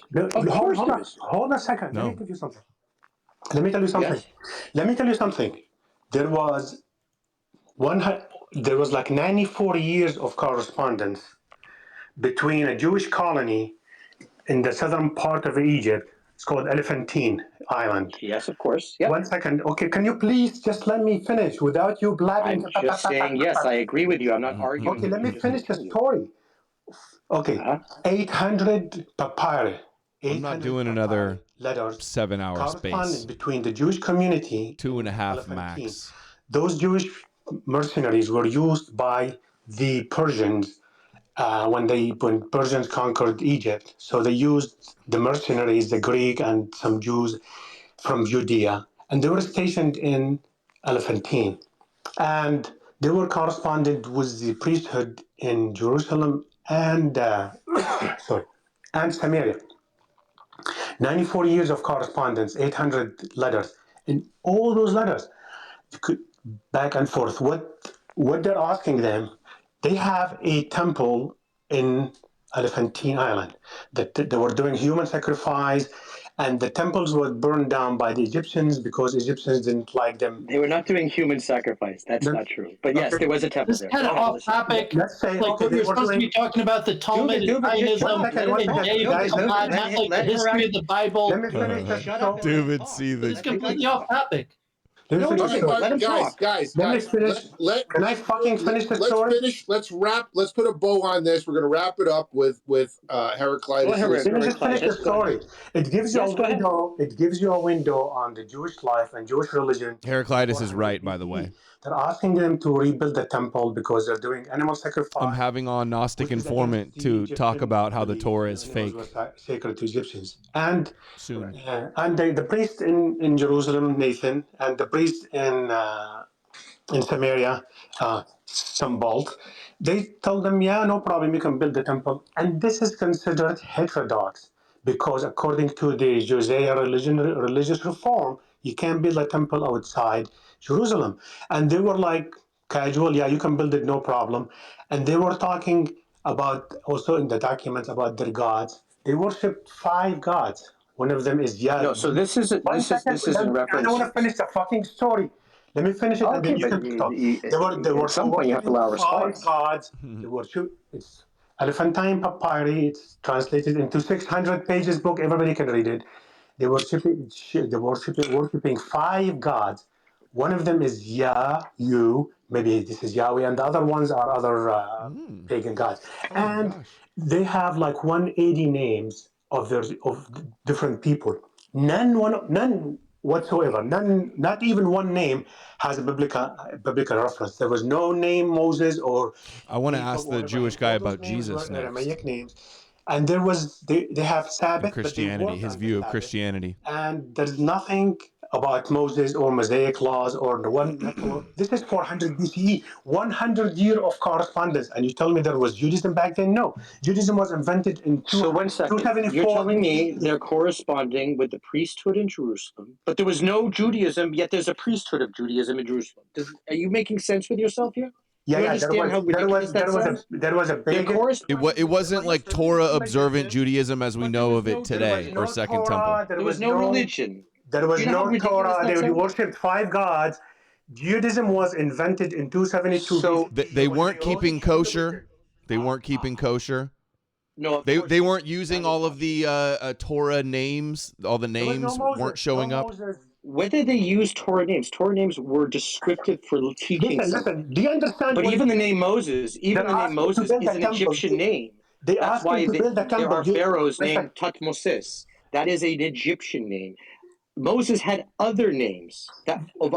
I forgot the other names off the top of my head, but he has 6 or 7 other names. Just because the name that we use in the Torah is descriptive, They it doesn't mean worship that's his 5 real name. gods. They worship 5 Yes, gods. we can. Do you That is not understand? a contradiction. The name of That is not a God. contradiction. Do you That understand is what it means no, to us to build a no. temple? With Just 5 because. ways of interpreting Calm down for a second. Calm down and listen. This is heterodox. Heraclitus, you can't just keep going on nonstop. Like, you can control yourself. You're trying Someone to explain else away can say everything. something. You're not Okay, but listening.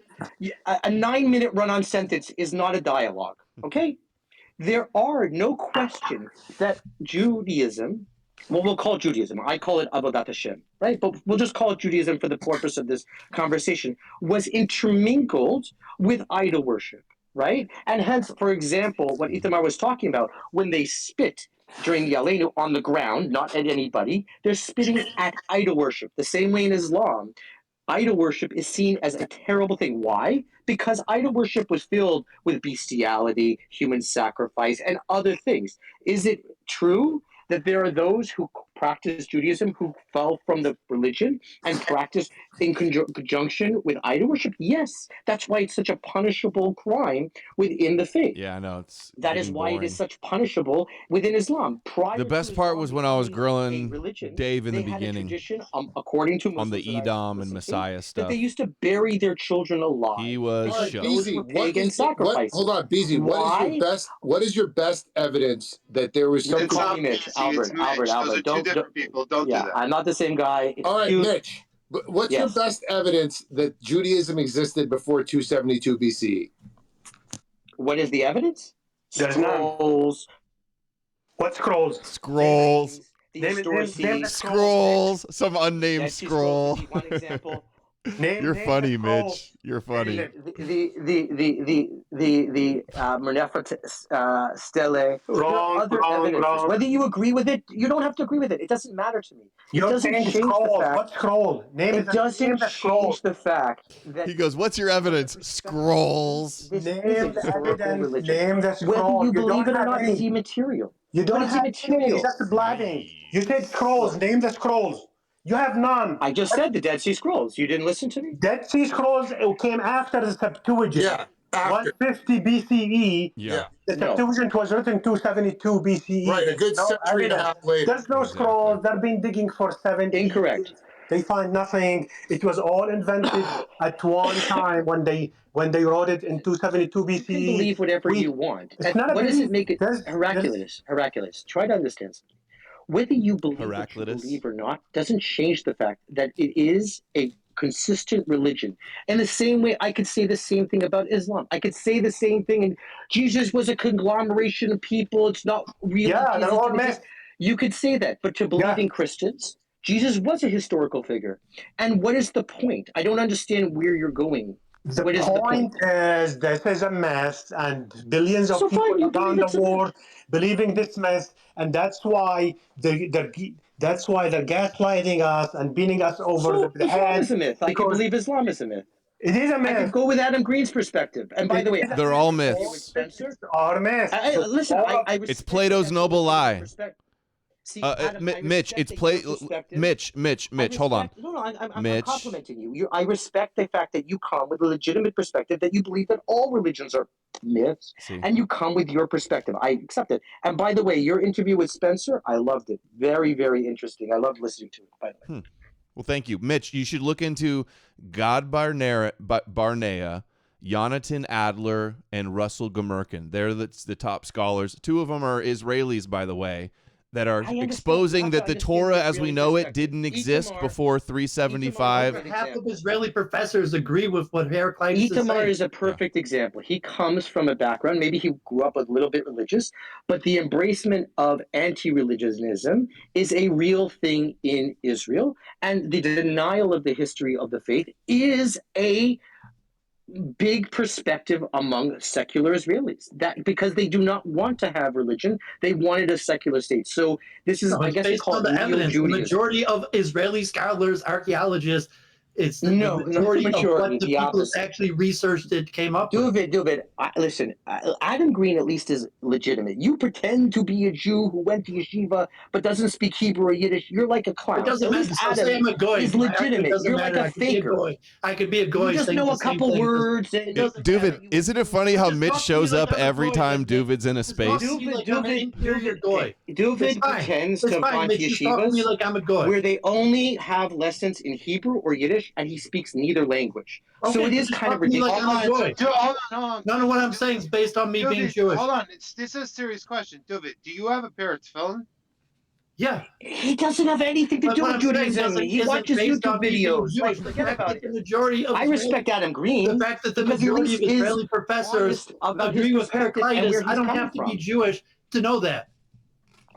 Listen, the perspective that religions are myths is a legitimate point of view. But what does it change anything? The reality is, for billions of people, they believe in that faith, they follow that practice, and so what is the point? You can have your dangerous. It's dangerous. It's dangerous to believe in a system. And they commit genocide. It's a prophetic death cult. They're despicable people based on the biggest genociders in history. The biggest genociders in history were secular. Whether it be the Roman Empire, the Persian Empire, the Chinese, whether it be the Russians, all of those are secular people. People are genocidal for the fact that they're human. The entire Aztec Empire had human sacrifices where they'd cut off heads and tear up and throw them down staircases. What does that have to do with anything? What does that have to do with That's the point of this whole space. Hold on a second. You open this door. We're going to walk through it. What does it have to do with anything? Are you following the news? You see the Middle East is in flames, and this isn't part of Jewish eschatology? So you think that the problems that exist in the Middle East are religious? That's your perspective. Yeah, I think it's based on Jewish supremacy. Definitely. That's Israel. No. And clout Israel. Nonsense. We don't have supremacy. We have the opposite of supremacy. The other religions have supremacy. The other religions that believe to go to heaven, you must believe in the Lord and Savior. That's their belief. Or the religion that believes in order for you to go to heaven, you must follow. Islam is Jewish belief. No, Judaism believes everybody can go to heaven. They do not have to be Jewish at all. Hold on a second. You guys don't even have a heaven for. You have a heaven for Jews and a heaven for Gentiles. Even heaven. No, we don't have two heavens. Itamar, מה אתה רוצה? אני אגיד לך מה אני רוצה. Listen, Mitch. First of all, now they're communicating in secret. For comparing me even to Israelis, I don't care secular Israelis or any kind of Israeli. It's totally, I'm totally offended. I'm sorry I offended you. Yeah, okay. You can compare. Let him finish. Itamar, Mitch, take a breath. As you said to Heraclitus, take a breath. Calm down. Yeah, but he's just. I'm not talking. I'm listening. I'm listening. So it's offending that someone. You can compare me like for a secular, like. For myself, don't compare me. Itamar, you said you're offended. I'm Chabad. What does that even have to do with anything? Please, Dave, let him talk. I want to hear him completely. Please, everybody, just let him talk. Go ahead, he compared me. He said I'm like a manifestation of the Israeli secular people that left religion and blah blah blah. No, I have nothing to do with that. You can compare me to myself only, or to people, for example, like Adam Green, that grew up as Christian, went to church with his parents, and he got, by thinking and reading, his own opinions. So okay? So, it's Itamar, may I ask you a question? That's one. Itamar, may I ask you a question? Can I ask you a question? Let him finish. Let him finish his thought, and then you can ask. Go ahead, Itamar. Second, about supremacy of religions. There is a distinction between Islam, Christianity, and Judaism in this regards. What I mean is that in Islam, for example, you need to have some faith. Okay, you need to have a faith in something and to behave according to the faith. The same in Christianity. You need to, I don't know, believe in the Lord and Savior and to behave in some manners, for example. Okay, so it's not it's not Thursday, I'm about having Derek Bros on. what We're going to talk who about are your parents, Trump, what race Elon, or ethnicity you come from. However, in Judaism, other stuff. it's whether you are a Jew or not. Elon's You get it? technocracy. So, yeah, you can say that Islam or Christianity or every religion is supremacy, and the one with a weak mind will accept it logically. But someone who really understands the cause of these religions will not accept, will reject what you say, because in Judaism is whether you're a Jew or not. Okay?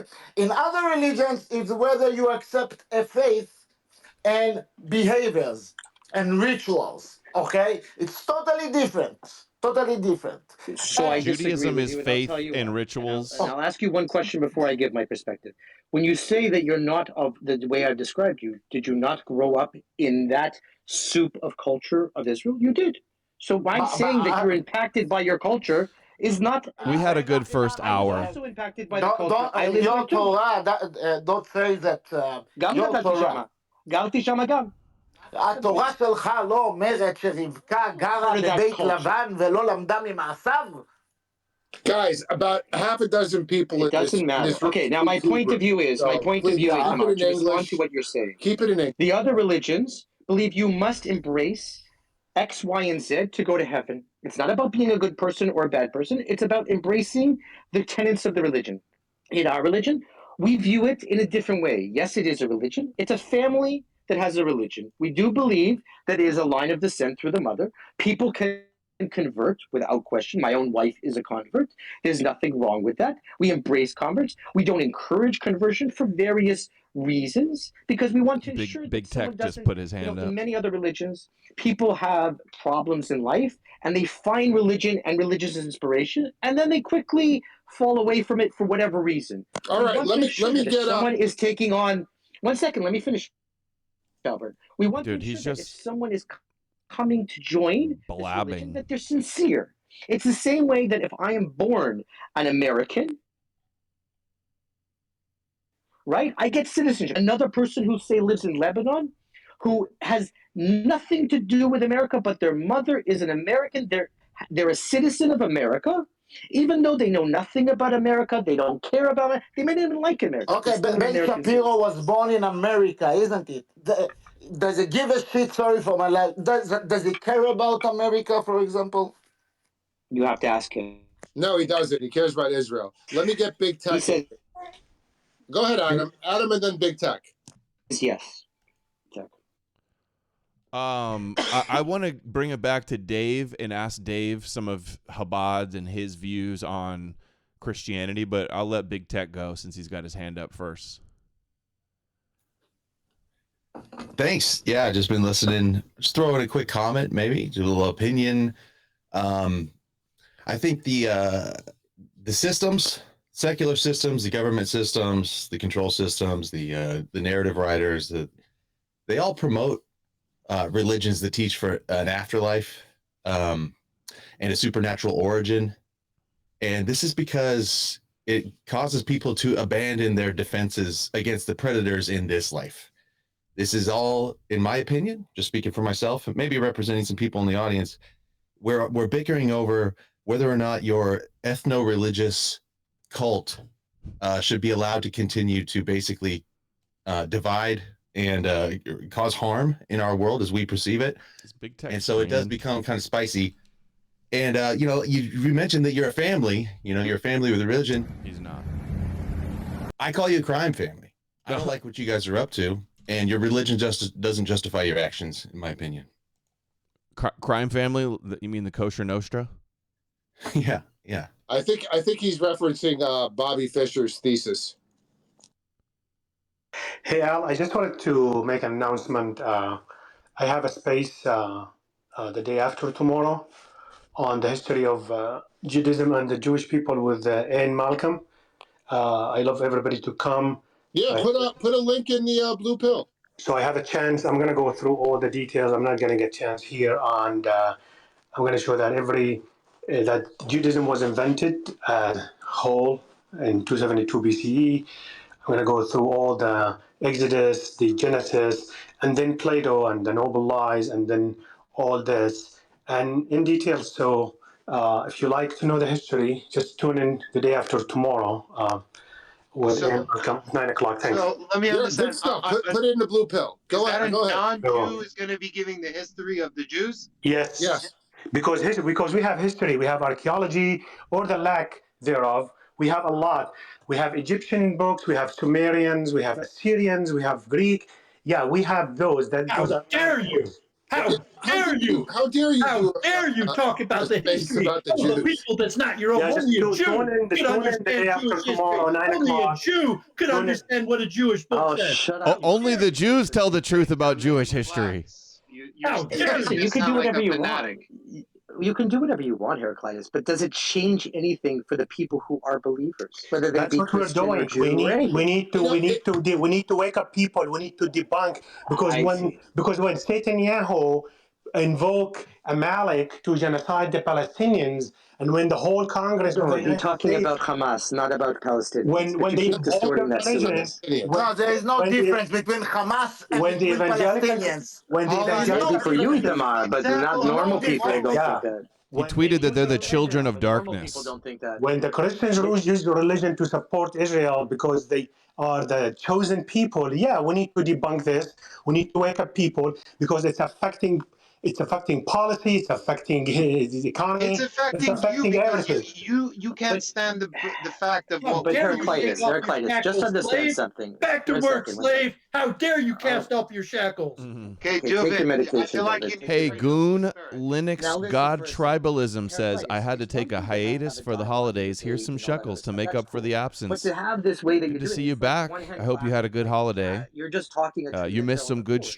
streams There around are the people holiday. that have your perspective. Go and then back there and are check those those who out have if that you there missed is them. a Thank you, historical Goon perspective. Linux. Wait If you a would have a second. dialogue with a What is a Goon Hold on a Linux, second, that would be Mitch. more by the way? Hold on a But second, you know, Mitch. have fun with Hold Ian on a Malcolm. You second. must include a What Jew on he's that panel, doing- Heraclitus. Oh, You I will don't- be kicked not off Hold the on. chair unless you have 3 Jews on that panel. He'll have plenty of Christians saying that he's wrong on there, I'm sure. Yeah. Because Yeah. they uphold the fake Jewish We history demand too. that you put at least 3 Jews on your I don't panel, really care if Heraclitus. he's a Christian, a Martian.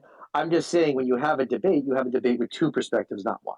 That's Yeah, all. I don't care what the identity of the other that you put a side is. Jew on your panel. Just or make he sure will the report person you to the doesn't need ADL. medication like David. You said there was scrolls and Duvit there does was, not count. there was Duvit un- does not why count are as you a so Jew. worked but You the must have the religion real doesn't Jew on provide your anything. panel. It's a myth. What'd you say, Heraclitus? All I heard was David screaming. We need to wake up people because billions of Mitch Muslims and attacks Christians Duvid don't on care about every Islam space. because Every the space I've been on with their Duvid, power Mitch shows up comes to from 4 attack him. billion Christians and Muslims We perpetuating. wish that people That cared is- about us less. Believe That me. is the problem. Just The problem are the our Christians. prayers leave us the fuck alone. That's Boy, it. I People care convey. about you so much that you're Just demanding you guys that a go Jew be on scream in that your, space. Oh, yeah, you that's scream why in you're your echo demanding that chambers, he have a but- Jew on that space. Because you If you want to have a debate with a Muslim about why Islam is a fake religion, have that. Like, good luck to you. I mean, but where does it go at the end? Like, what's the point? Listen, Mitch, what's the source material for both of these Jewish sects, if not Judaism, right? So you mean debunk Christianity, Judaism, Islam. When you say you mean Christianity, Islam. Christianity, Islam. So you debunk Judaism and you debunk all 3, right? It's fruit from the same poison tree.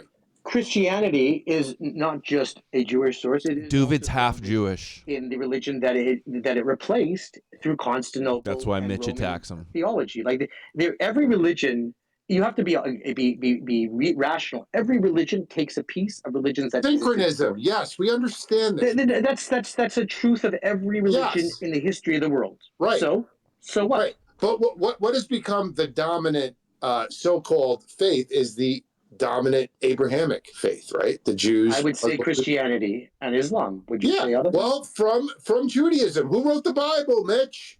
What Eskimos? From our perspective or your perspective? Duvid's in the chat on Rumble. From came reality, before creation, written by God. Duvid is Erev Rav. God wrote it? Jew wannabe Yes, says it that's comes funny. directly from God. Yeah. That is the belief of any believing Jew.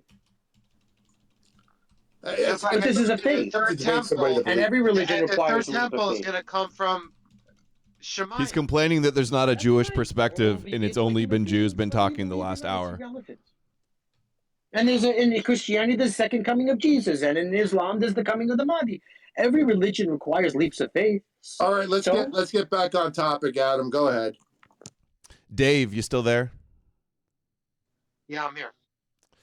I want to get your view and the view in Chabad on is Christianity idol worship, and what you think about Jesus weaning the Gentiles off of their pagan gods and then believing in the God of the Torah. My perspective, at least.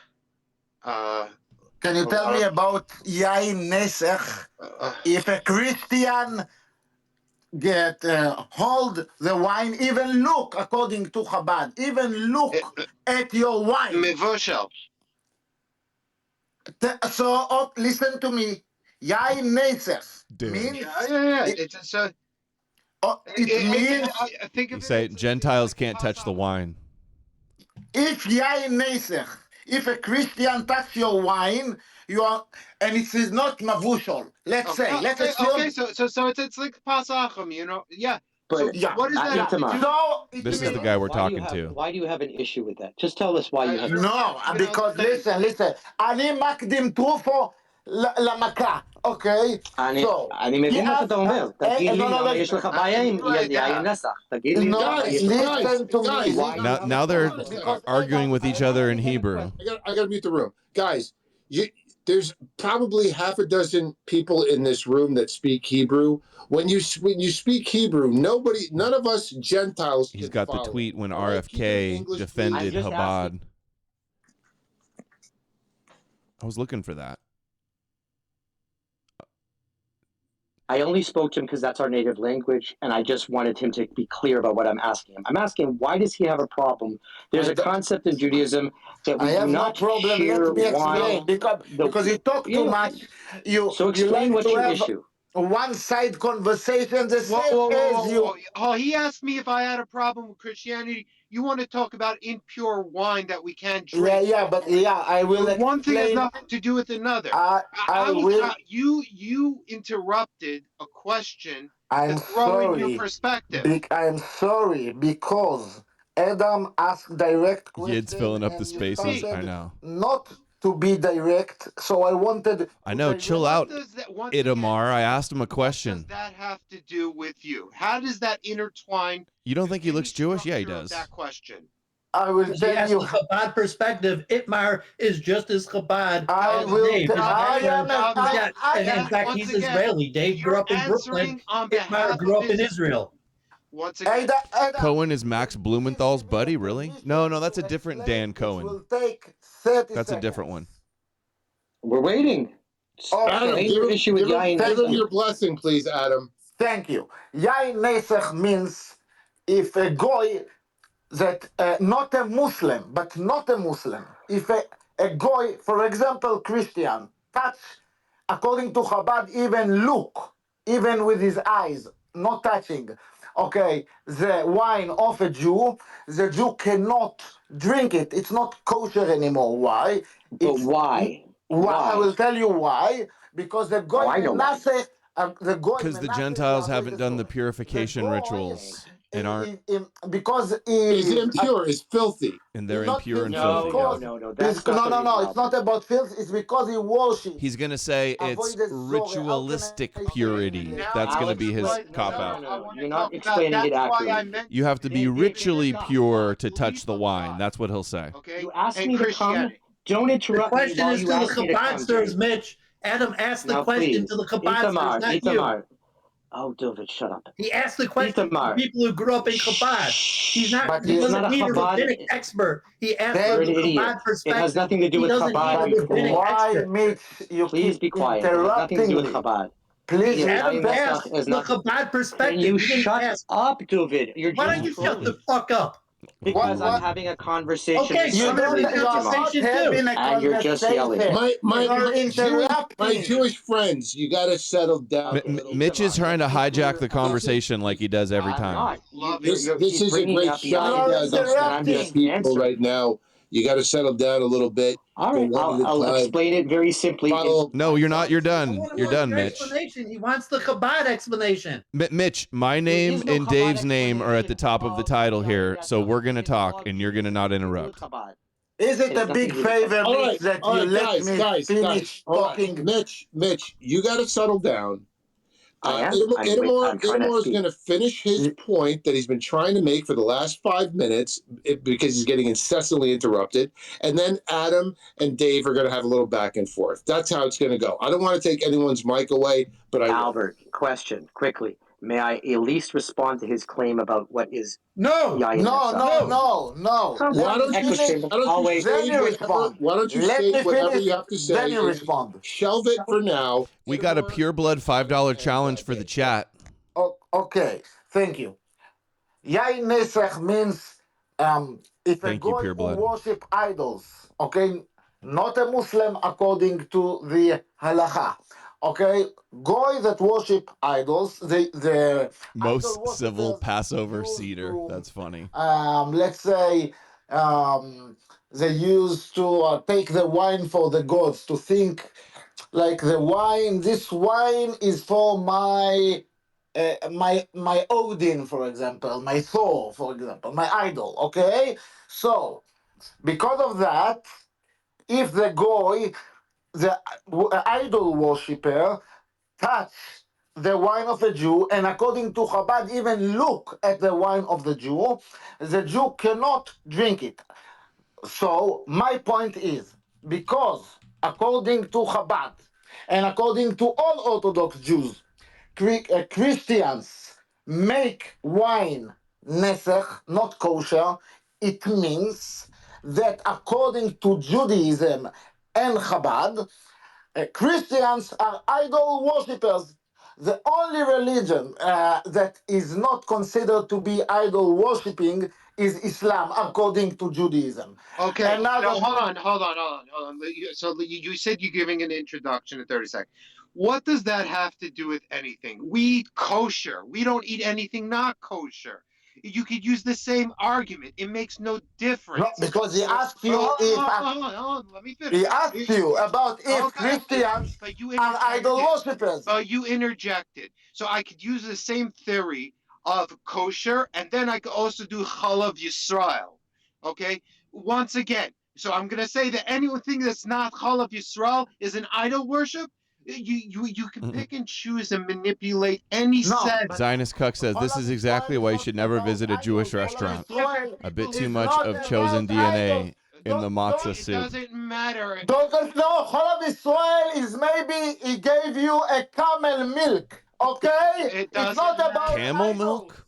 I think Dude, this the guy bottom is line- yelling. I think the bottom line is It's the this: same concept. Judaism It's not the same concept. Dude. It's considered. Itamar needs to settle He down. interrupted. Look, he wanted to know whether or not the belief in God.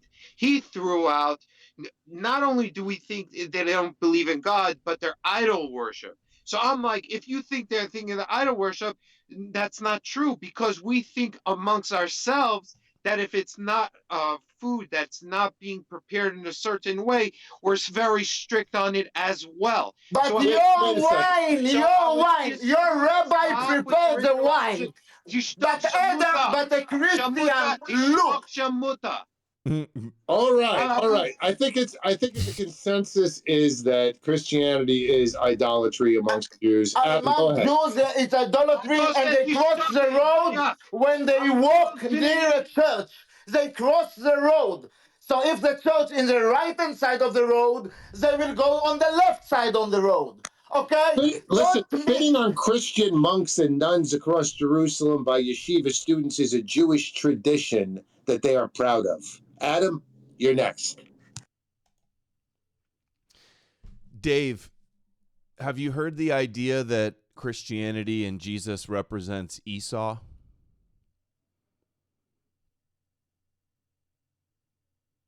You're on mute, maybe.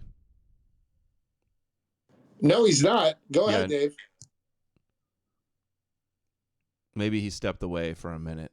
Robert, you want to take that, or Mitch, or one of the pro? No, not Mitch. Sure.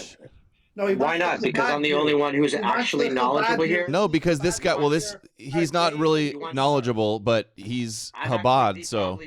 I'm probably the most knowledgeable here, actually. So that could this is be, like but dumb. he's not interested You want in the screaming rabbi. He's David who hasn't taken his medication. Again, just he a wants to know what screaming these guy. people were taught as kids and Chabad.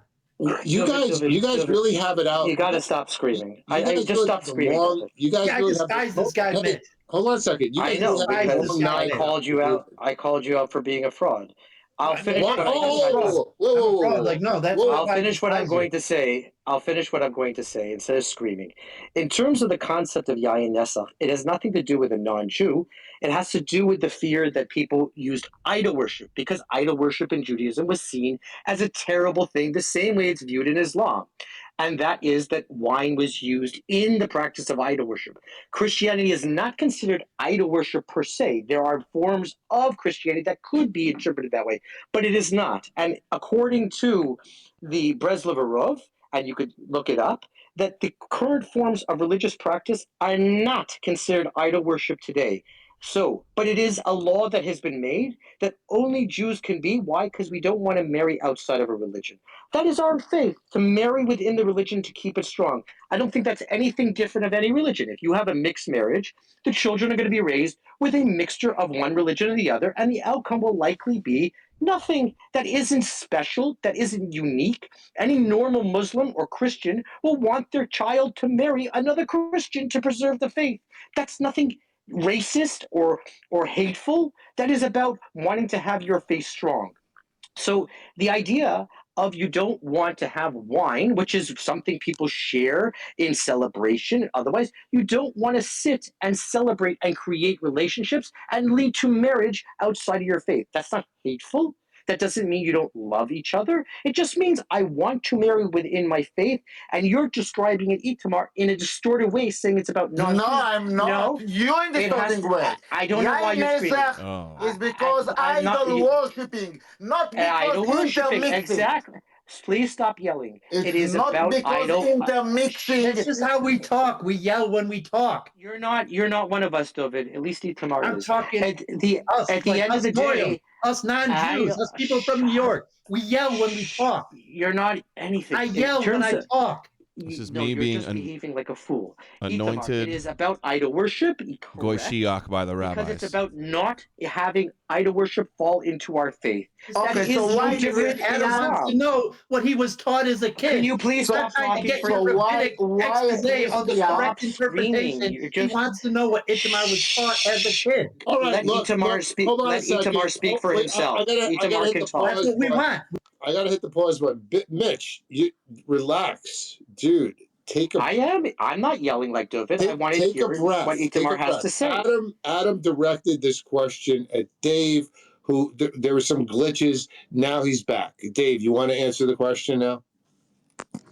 Right. So I definitely, I believe, like, all hugs and kisses with Christians. I don't condemn them, and I don't believe that they're bad people. His perception of their idol worship is a bad perception. Next question. Adam, that's to you. You want to follow up on that?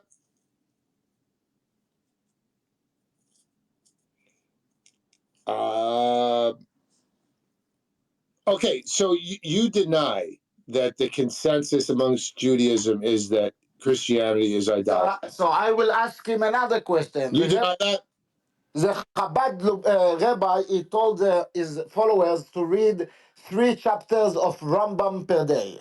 So Dave, as a good Hasidic Jew, he reads the Rambam in the Dvar Malchus. Okay, what the Rambam says about Christianity and what the distinction between Christianity and Islam according to the Rambam, Rabbi Moshe ben Maimon, that your rabbi, Rabbi Menachem Mendel Schneerson, told you to read 3 chapters a day, okay, and Yad HaChazaka, and you read it in your Dvar Malchus. Please elaborate. Thank you. Okay, because the Rebbe said, learn Chitas, Chumash, Tehillim, and Tanya. That's what he said. And Rambam. And Rambam. Shamuta. If you interrupt, there's Don't no call point. me Sharmuta. Hey. Don't call me Sharmuta. Okay? Respect. You have Respect. No, I didn't call you any name. Tishtak. He told us learn Chitas. Don't make up other stuff. Chumash, Tehillim, and Tanya. So, and second of all, whatever he told us to learn doesn't affect our opinion. So what does that have to do with your question? He told us to learn something. He didn't tell us to have an opinion. What they read doesn't affect their opinions. About There's what the nothing Rambam to say. says. I'm telling you what his perspective. The Rebbe said, learn these things, read these verses. He didn't tell us how to interpret it. So why are you asking me how he wants us to interpret it? Why are you upset? I just want because you're pissing me off. What the Rambam says. You're gaslighting continuously. You're pretending that the Rebbe had ill intentions, which you talk like about. I didn't say ill intention. I said he told you to study Rambam. That's it. So he told us to study. What else? So I want you to teach us, the Goyim, what the Rambam said. I'm not teaching you this. I never said I'm coming here to teach you this. Okay, hey, guys. All right, guys. All right. I'm not here to teach you this. I never said I was going to. Dave is back. Dave, what do you know about Jesus being related to Esau? You think he's the reincarnation of Esau? I don't know. I believe Jesus was a holy guy. He was a rabbi. He was very smart, but his time has passed. How has his time passed if there's still Christianity's the number one religion in the world? Adam, even the concept of Esau, even that theory has to do with not with Jesus, but with Rome, of Romulus and Remus being descendants of Esau. It has nothing to do with Jesus at all. Isaac Luria said that Jesus is the reincarnation of Esau. And that Esau, the Christians in Esau hate, the sages say Esau hates Jacob like a law of nature. This is not that he is a descendant of Esau. This is about Rome and the reincarnation of Esau. It's metaphorical. You're taking right. I know that. Still, metaphorical still has meaning. Metaphors have meaning. Yes, because what did Rome do to Judaism? It destroyed it. Right. So I don't understand. What did Judaism do to Rome? What did Judaism do to Rome? It became its slaves? It rebelled against Roman imperial power? It subverted its pagan theology for Christianity. Yeah, for the God of Israel. Because that's Constantine who did that. Actually, it was the next guy. Now Constantine is a Jew? Theodosius. He took the pagan religions, which we have to remember. One second, in all of history, religion was always tied to the state, from the Persian, Babylonian, Egyptian empires, and the Roman. And he wanted to consolidate political power, and he couldn't do that with a variety of different pagan religions. And he consolidated power through making Christianity the state religion. That was about politics. What does Numbers 24:17 say? 24:17 to 19. It says that the Star of Jacob. Well, it's like the most messianic verse there is. We read our Bible. We don't remember it off by heart. My son actually knows it off by heart for laning, but I don't know. It says, a star shall come out of Jacob, a scepter shall rise out of Israel. It shall crush the forehead of Moab, break the sons of Sheph, and Edom shall be dispossessed. What is? So they had Listen. historical enemies that fought them. What's the point? As they traveled And through the Edom desert, they is fought various entities. and So Edom represents Rome. So was it not the objective of the Messiah in Judaism to conquer Rome? So it's your interpretation that is prophetic, and our interpretation is that that's historical. No, You see you it as believe prophecy. 24:17 is very prophetic. That's a Christian perspective. You No, don't that's Dead see- Sea Scroll. you- That's Jewish perspective. Jews believe Numbers I understand. 24:17 is messianic. It was in the Dead Sea Scrolls. It's in Christianity also. That's why they made up the Star of Bethlehem. You view you view the First Testament, or at least your previous life as a Christian, view the First Testament as completely prophetic to validate the New Testament. We don't see it in that way. You're coming with a Christian perspective on the issue. When we see it as They wrote the New Testament to fulfill the Old Testament. The Jews wrote the New Testament? Yeah. No, the Christians wrote the New Testament. They were Who was Jews. the first People who believed Christian? in Jesus. Yeah, but they were Jews. They abandoned Hold on, Judaism and Mitch, embraced a new Mitch, faith. Mitch, That's not a Mitch. real. It was the same faith. It was just No. Hold They on, were can I- it was one sect of Wait, Messianic you're telling me- Judaism. Excuse me. I can believe. I can agree with that about John of Patmos, who wrote Revelations. But Luke and Matthew were Jews. I think that they were Romans. Mitch, who knows these by heart? Esther. She knows them by that's heart. funny. But Jesus. Matthew and Luke were not written by Matthew and Luke. They're anonymous gospels attributed to those people. But Fine, the bottom but line is that those who are the New believers- Testament, it was Fine, but only, those who it wasn't Gentiles that were sitting around waiting for a Messiah to come and save them from their occupiers, Rome. It was only Jews that were waiting for a Messiah. Those who believe in that faith believe that Luke and Matthew are actual people. You say they're not. Fine, that's your perspective. But those were not Jews, right? Those were Roman Guys, citizens. I'm going to be back in No. 15 minutes. I'm going to No? be back in 15 minutes. All right, Okay. Dave. 15 minutes. 15 minutes. Mitch. A lot of people think they were Hellenized Flavian Jews in Alexandria that wrote it. So Okay, there's a reasonable debate about their identity. So what? but the consensus is they were Jews. Total Doesn't matter. Theeshu, the Secret Life of Jesus, the Jewish book, Total Theeshu, says that Peter and Paul were double agents separating a sect of Judaism away and taking it to the Gentiles. That's a Nobody theory. disputes. And There's I nobody that disagree with disputes that. Christianity emerged as a Jewish sect. Initially, that's Yeah, I don't for even know example. what- Sure, initially, yeah, and then the Gentile, and then they. That's why the tradition is that Jesus' brother James, whether he was a real brother or described as a brother, continued to go to the temple and continue to practice Judaism. He was not viewed in the early time as the way that he's described in Christianity. He was seen as a teacher. And I'll just note something. He was viewed in Christianity as a tremendous historical figure. But if you'll note something, Simeon ben Gamliel was his contemporary and others of that time, but you see no writings and talk about Jesus himself by his actual contemporaries. It was not seen as this great rebellion that is described in Christianity. I've always Right, no, wondered that's faked. They why. were I've an always obscure wondered- sect. I've always wondered why, given the cataclysmic aspect of change that is described in Christianity, why we do not see his contemporaries seeing him as a tremendous transformative figure. They don't even mention him as causing this chaos that's complained and overthrowing and Because changing. he's a myth. We all agree that Jesus is a myth. He didn't That's exist. your perspective. Believing Christians do not, and I respect their view. They have their faith. There's nothing wrong with respecting another person's faith. They have their myths. Do you respect it if they think that all Jews are responsible for killing Jesus? Do you respect that? But they don't. That's your perspective. Some For of them example, do. in Revelation, No, it's not. the I don't common think. one is about this. I'll give you an example. You'll hear this claim by people who hate Jews. Revelations are talking that Jews are the synagogue of Satan. And if you read it more honestly and carefully, what is it talking about? For they are not the Jew, i.e. the good thing, they are the synagogue of Satan. And it is talking about 7 churches in Asia Minor that John of Patmos had seen as deviating from the proper path of the teachings of Jesus. It was not referring to the Jews, but to what he viewed as heretical churches of Asia Minor.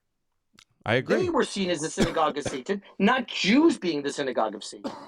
And John of Patmos viewed himself as a Jew who was a believer in the teachings of Jesus. Yeah, but he never knew Jesus. These are revelations. Jesus was a revelatory angel that spoke to them through the scriptures and mystical visions. And John was a Jew, and Revelation is all about anti-Babylon, which represents Rome. It's an anti-Roman Jewish mystical book that almost didn't even make it into the canon. At the same time that I don't believe in their faith, I can respect the theological consistency of their faith and respect their perspective. I don't have to not believe in it. smile when every year 2.5 billion Christians bow down before one Jew and worship him as a god? Yeah, why would you respect people for believing things that are blatantly not true? Right. But it's a strange thing to say that he was. Why respect he people that was of blatantly Jewish believe things that are lineage. not true? But if you're a believing Christian, he's not a Jew or a non-Jew. He's God himself. So born into a Jew. Yeah, that's just blatantly not true. Why would you respect someone for But at believing the end of the something day, that's what blatantly is not Jesus? true? What is Jesus to a believing Christian? He is God. Hey, He isn't you a think it has, Jew or a non-Jew. He is God himself. You don't think it's advantageous for Jews to have Christians worship a Jew as their God and Savior? They're not. They're worshiping God himself. Is the point of the Messiah in Judaism that then he will hold up a banner for the nations and the nations will put their hope in him and he will have dominion over the nations? If the point of the Messiah was to conquer Rome and then a mythical Messiah conquered Rome according to the prophecies, I don't respect that. It's prophetic lies for theological control over the world. But all three major religions have a belief in either the second coming of Jesus, the coming of the Mahdi, or the Messiah. And our religion, you'll have to ask a believing Muslim and ask a believing Christian about their understanding of that. But in our religion, it is a belief that the world will embrace monotheism and that it will be a time of peace and that people will seek out to follow in the belief of monotheism. Do you think the story of Jesus? Do you think the story of Jesus helped bring the world to the Torah? No, I think it had to do. So you're going against what Maimonides says. It is true that it is an aspect that brought monotheism. I don't think it sees as bringing Judaism, but I do believe it is about monotheism. And then it was used by those with power to consolidate political control, especially throughout the Roman and Byzantine Empire. What do you think Paul's goal was? Saul the Pharisee's goal was when he was the apostle to the Gentiles? Why did he want the Gentiles to believe in the Jewish Messiah? Well, there's a theory that, Rome was a very what's the word? Where everybody, sort of is open-minded about each other's religion. What's that word? Basically, everybody, I'd go to your temple, you come to my temple. There's a lot of people in Rome who were fascinated by Judaism, and they were interested and they would adopt certain traditions. So there is a theory that his role was to create a separation and create a clear line between real authentic Judaism and this faith that was developing that was a mixture of Roman religions and Judaism. Right. That's what Total Theology says. So if the Christians are like Paul and James and Peter, that mystical proto-Kabbalistic Jews that envisioned this pre-existent angel, celestial high priest, and they're reading about him from their connecting midrashically of scriptures, they're reading verses like Psalms 110, where it says, sit at my right hand until I make your enemies a footstool for your feet.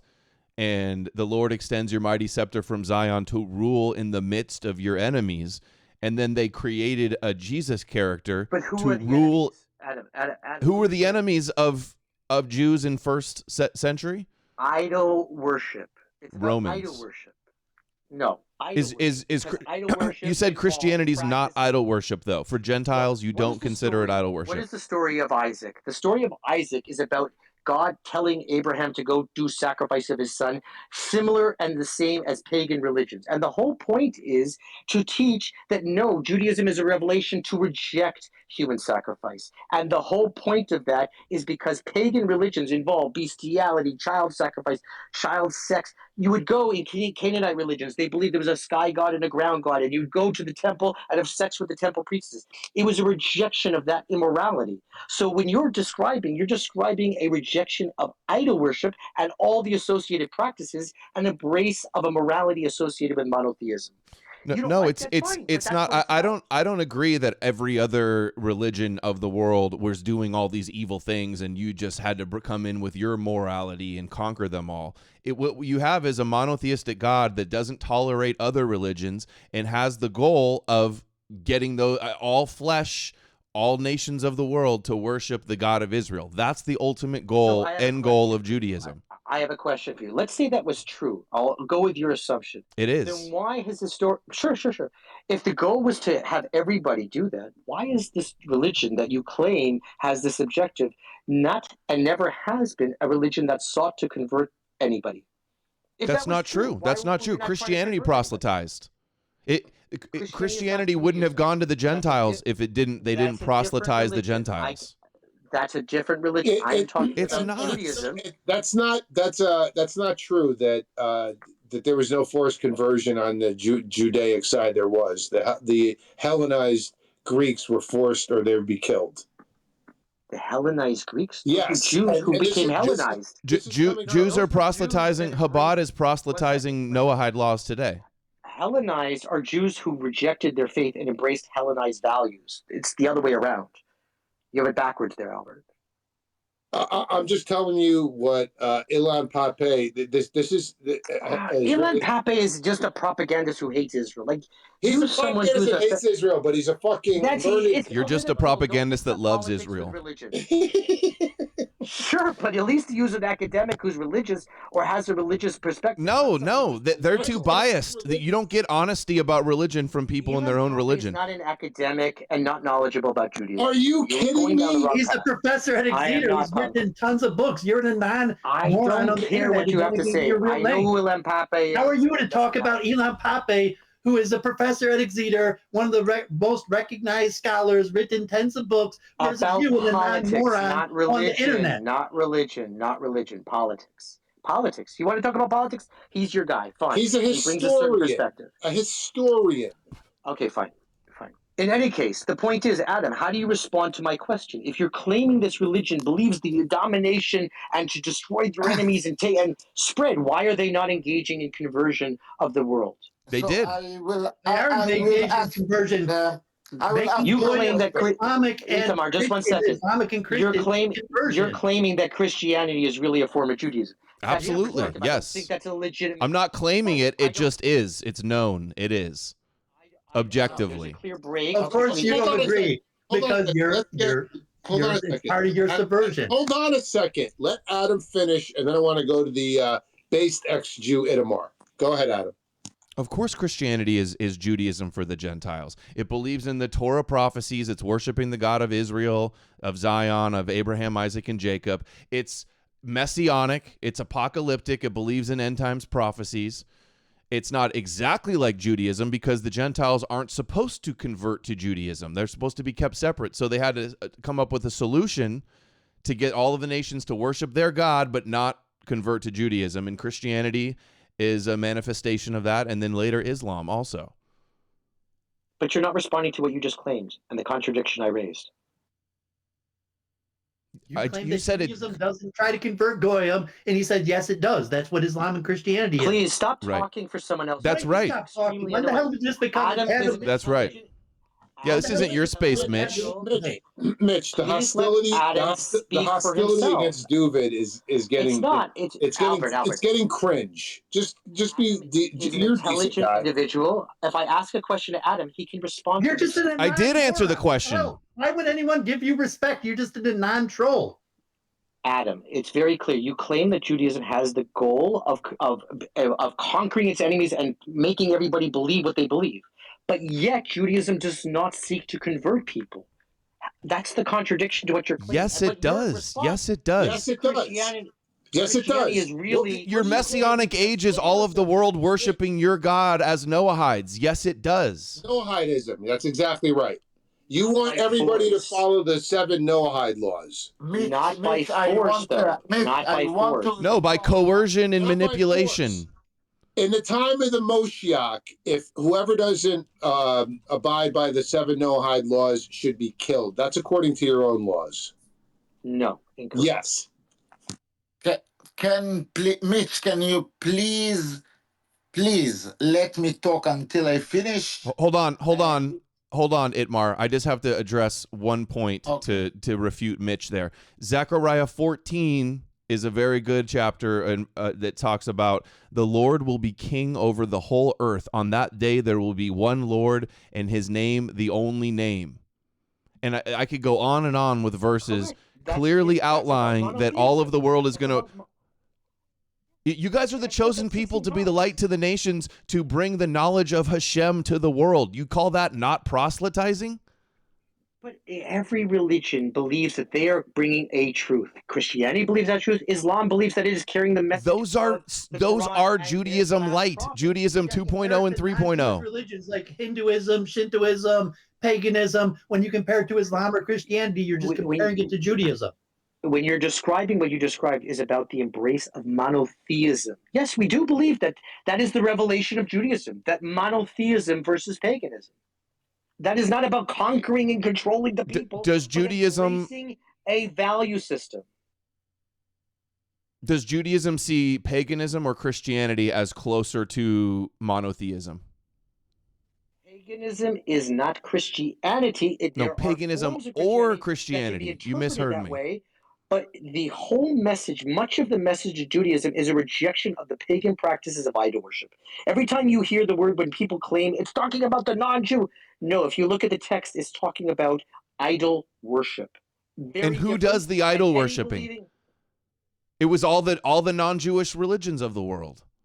Yeah, anybody but Muslims and Christians. Right. Or Trinitarian Christians. Mitch, you said that Christianity, you don't think Christianity is idol worship. What about Christians that believe in the Trinity and think Jesus is not only the Messiah, but also God? That's not idol worship? To be fair, I've had this discussion with a number of Christians. I'm still trying to understand the whole Trinity stuff and the difference between Roman Catholicism and Orthodox Christianity's view on the Trinity and the Nicene doctrine. I'm still trying to figure it out. I'm completely confused about it. To be honest, it doesn't matter. There are aspects of Christianity that could be viewed that way, and there are other aspects that are not. But what does it matter? In general, do you think Christianity is like almost Noahide, like Islam is almost perfect Noahide? I see them as distinct religions. You see them as really a subset of Judaism. I just don't agree with you. They both believe in Jesus as a messianic figure that's going to return to defeat the Antichrist. That's close enough. 1 second. No. Christianity believes in Jesus as God, and Islam believes him as a teacher, a prophet, a Messiah. higher level prophet. They refer to him as Rasulallah, as opposed to just, I forgot the word they use for regular as opposed to every other religion in the world that doesn't even acknowledge Jesus and just looks at it as a Jewish myth. They venerate someone. What does that matter to you? I don't even understand. Every other religion just recognizes Jesus for what it is, a Jewish myth. That's not true. No, you view that way. Christianity does not view it that way. I said every other religion besides for Judaism, Islam, Christianity, maybe you could add in like Baha'i or something. What other religion? Look at Jesus accurately. They say it's just a Jewish myth. Buddhism doesn't have an opinion about Jesus. They say it's just a Jewish myth. So they don't read into it. It's just a Jewish myth. David, you said every other religion. Every other religion besides for the Jewish religions of Christianity and Islam. Okay, every other religion doesn't have a perspective on Jesus because Jesus is not a factor. Because it's just a Jewish myth. Of course they don't have a if they're not Christians, then they think Jesus is a Jewish myth. Okay, but what do you care that someone believes or doesn't believe in something? I don't even get it. So I don't like people believing in Jewish lies. I don't like people believing in Jewish falsehoods. Mitch, if you don't concede how this Abrahamic narrative has impacted the world negatively, right, vis-a-vis what's happening across the Middle East, I don't know what to tell you. It has real world consequences. We're living through them.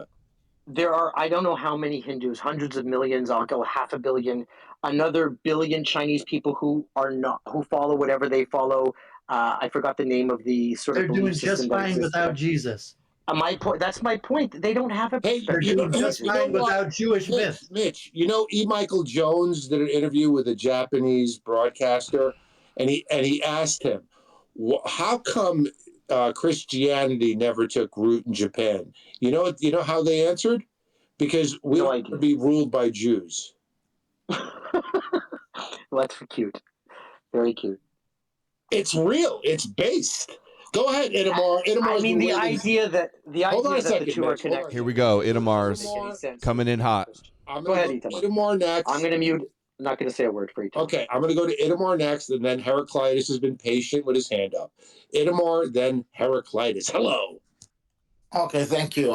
First, I want to respond about that Jews didn't want to convert or didn't convert, and so on and so forth. This is maybe as a consequence of the weakness and among, Right. let's say, the nation. Right. They're when they're weak, they're not out trying to convert, but when they have power, then they'll enforce it. The Maccabim, the I don't know how to say in English, Hashmonaim, I don't know how to say it in English, that they celebrate the victory against the Greek. So the Yochanan, he was the king of this, and the Cohen Gadol, he was a high priest. So he converted by force all the Edomite in the area, by force. So when they had force, okay, they converted people by the sword. Not by the sword. They gave them a Jewish ultimatum. What is a Jewish ultimatum? All that you, I give you to choose because I'm Jewish. I'm enlightened. I'm a very good person. So you can choose to get the hell out of your land, of your village, or to accept Judaism, or to die. So he can choose. He can choose. We are good people. So yeah, that is the one. Based Maternal Rage says, Hail Goy Shiach, swords and idols. Thanks, Adam. Haven't looked back since July. Great to hear, Based Maternal Rage. Yeah. Swords and idols. And the old gods. Drink every time they say Rambam. They were pagans. So Not drinking today. Bloodstain says the rebranding from Twitter to X always seemed like an ominous controlled demolition. Imagine a wrecking ball towards its target. X marks the spot. I know, something fishy's going on with it. The rise in anti-Semitism, the pretext for the crackdown is what I think. But afterwards, they couldn't.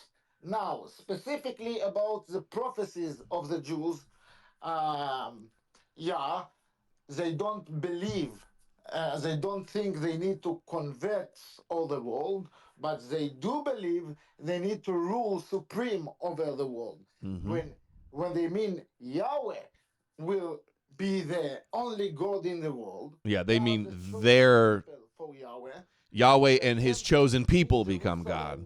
All the goyim will come. You can see it in the book of Yechezkel, when he speak about Gog and Magog. So after the war against Gog and Magog, Meshech Vetuval, Vetogarma, Yarkatei Tzafon, after this war, all the goyim will come to Jerusalem to worship Yahweh. Now, I have a simple question. According to these prophecies, who gonna live in Jerusalem and be the priest in Jerusalem and be the people of Yahweh? Who? Adam Green, the Goy, or the Jew in Jerusalem? The priest. According to the Talmud, Itamar, the non-Jew will be part of. I'm sorry. I thought you asked a question. You promised. So, according to these prophecies, okay, all the goyim will worship the God of the Jews, will come to the temple in Jerusalem, not with in gifts. Germany, in Denmark, or Norway, okay, and give sacrifices and gifts and presents, minchot. Feed off the wealth of the nations. Suck the milk of the nations. Isaiah 60 and 61. And here I finish about, and I'm sure if Mitch, I don't know him personally, but if he's practicing. Sorry about that, Itamar. Finish up. Mitch, if he's practicing, go ahead. Okay. I don't so- remember exactly off the top of my head which part of the Talmud it says it, but it specifically states that in the time of the Messiah, the non-Jews will be part of the priesthood. So it will not just be Jews who will speak. But you don't proselytize. No, it's the whole point is that it is, yes, we do believe, just like every Like other Christians. Like Christians are priests now. The time of the Messiah where they invented Jesus. Okay, listen. You asked the question, let me just quickly answer it. In Christianity, in the second coming of Jesus, there is the same belief that everybody will jointly have peace in the belief and the embrace of Jesus Christ as their Lord and Savior. That's their belief. Every knee will bow. Like Isaiah 45 says, every knee will bow to the God of Bow Israel and the to Messiah. Bow to monotheism. But bow to the Jewish God. You say monotheism, but it's the Jewish God. It was only the Jews that believed. So you want your God to rule the world. But Adam, each religion has the similar narrative. You're making it as if it's something unique. Yeah, they have similar narratives because they're the same religion with minor differences. At some point that there will be a peace on earth where everybody embracing the belief in a certain value and principle system. That's true about Islam, Christianity, and Judaism. So what? Can I interject a metaphor here? Weapons will be turned into plowshares. Hold on a second. That will be a time of peace. Hold on a second. Why is this I want to inject a metaphor in here. You know how, like, in the Tolkien-esque world, it's one ring to rule them all that Sauron created, right? This is one God to rule them all. And you guys are Sauron. The one that just happened to choose you, too. Yeah, monotheism is like Greek philosophy. It's not Judaism. Judaism talks about Yahweh. He wants to dwell on the earth. Jerusalem is the center. Israel is the priest of nations. Like, don't put it on just like Greek philosophy and Plato and say there's no difference between Greek philosophy, monotheism, and Judaism. Oh, the Greek philosophy is a tremendous difference. I would not say that at all. Monotheism is Greek philosophy, not Judaism. The idea of that there will be a point in time where the world embraces a single system of values and live peacefully with one another is a positive thing. That's not monotheism. Monotheism just started monotheism. Philosophy. That's Messianic Judaism, future one world order. All knees will bend. Yeah, what's the punishment? What does Maimonides say? Listen, I don't want a single, Judaism. a single system of values. Don't try to wrap Judaism as Greek philosophy.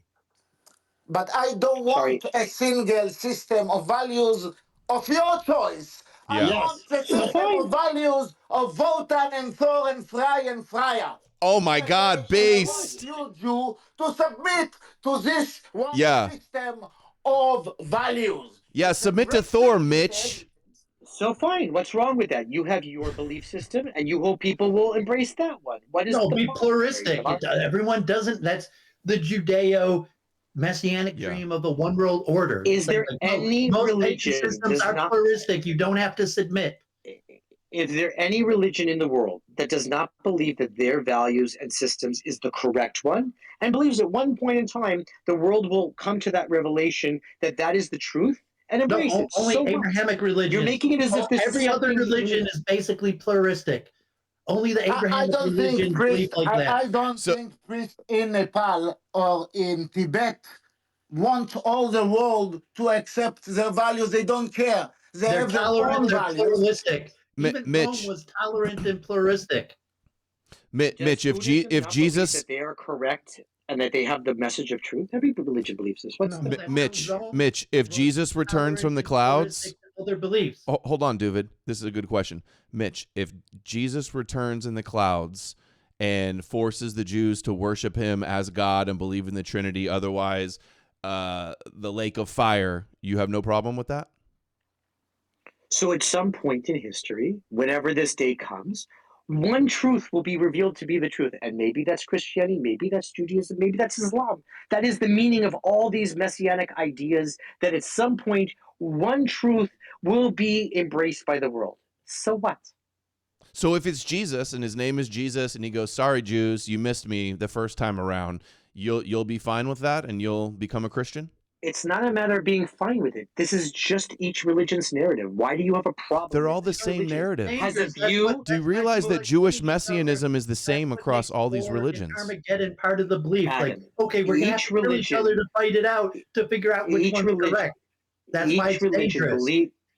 each religion believes in a time where the world will embrace their values and live peacefully with one another without conflict. No, only Those the are good Abrahamic things. religions believe that. That's why the Abrahamic Okay. religions all have this Armageddon aspect and are so dangerous. That's why you have so many Christians and Muslims and Jews that they just don't give a crap. They're looking towards World War III because that's what their prophecies tell them.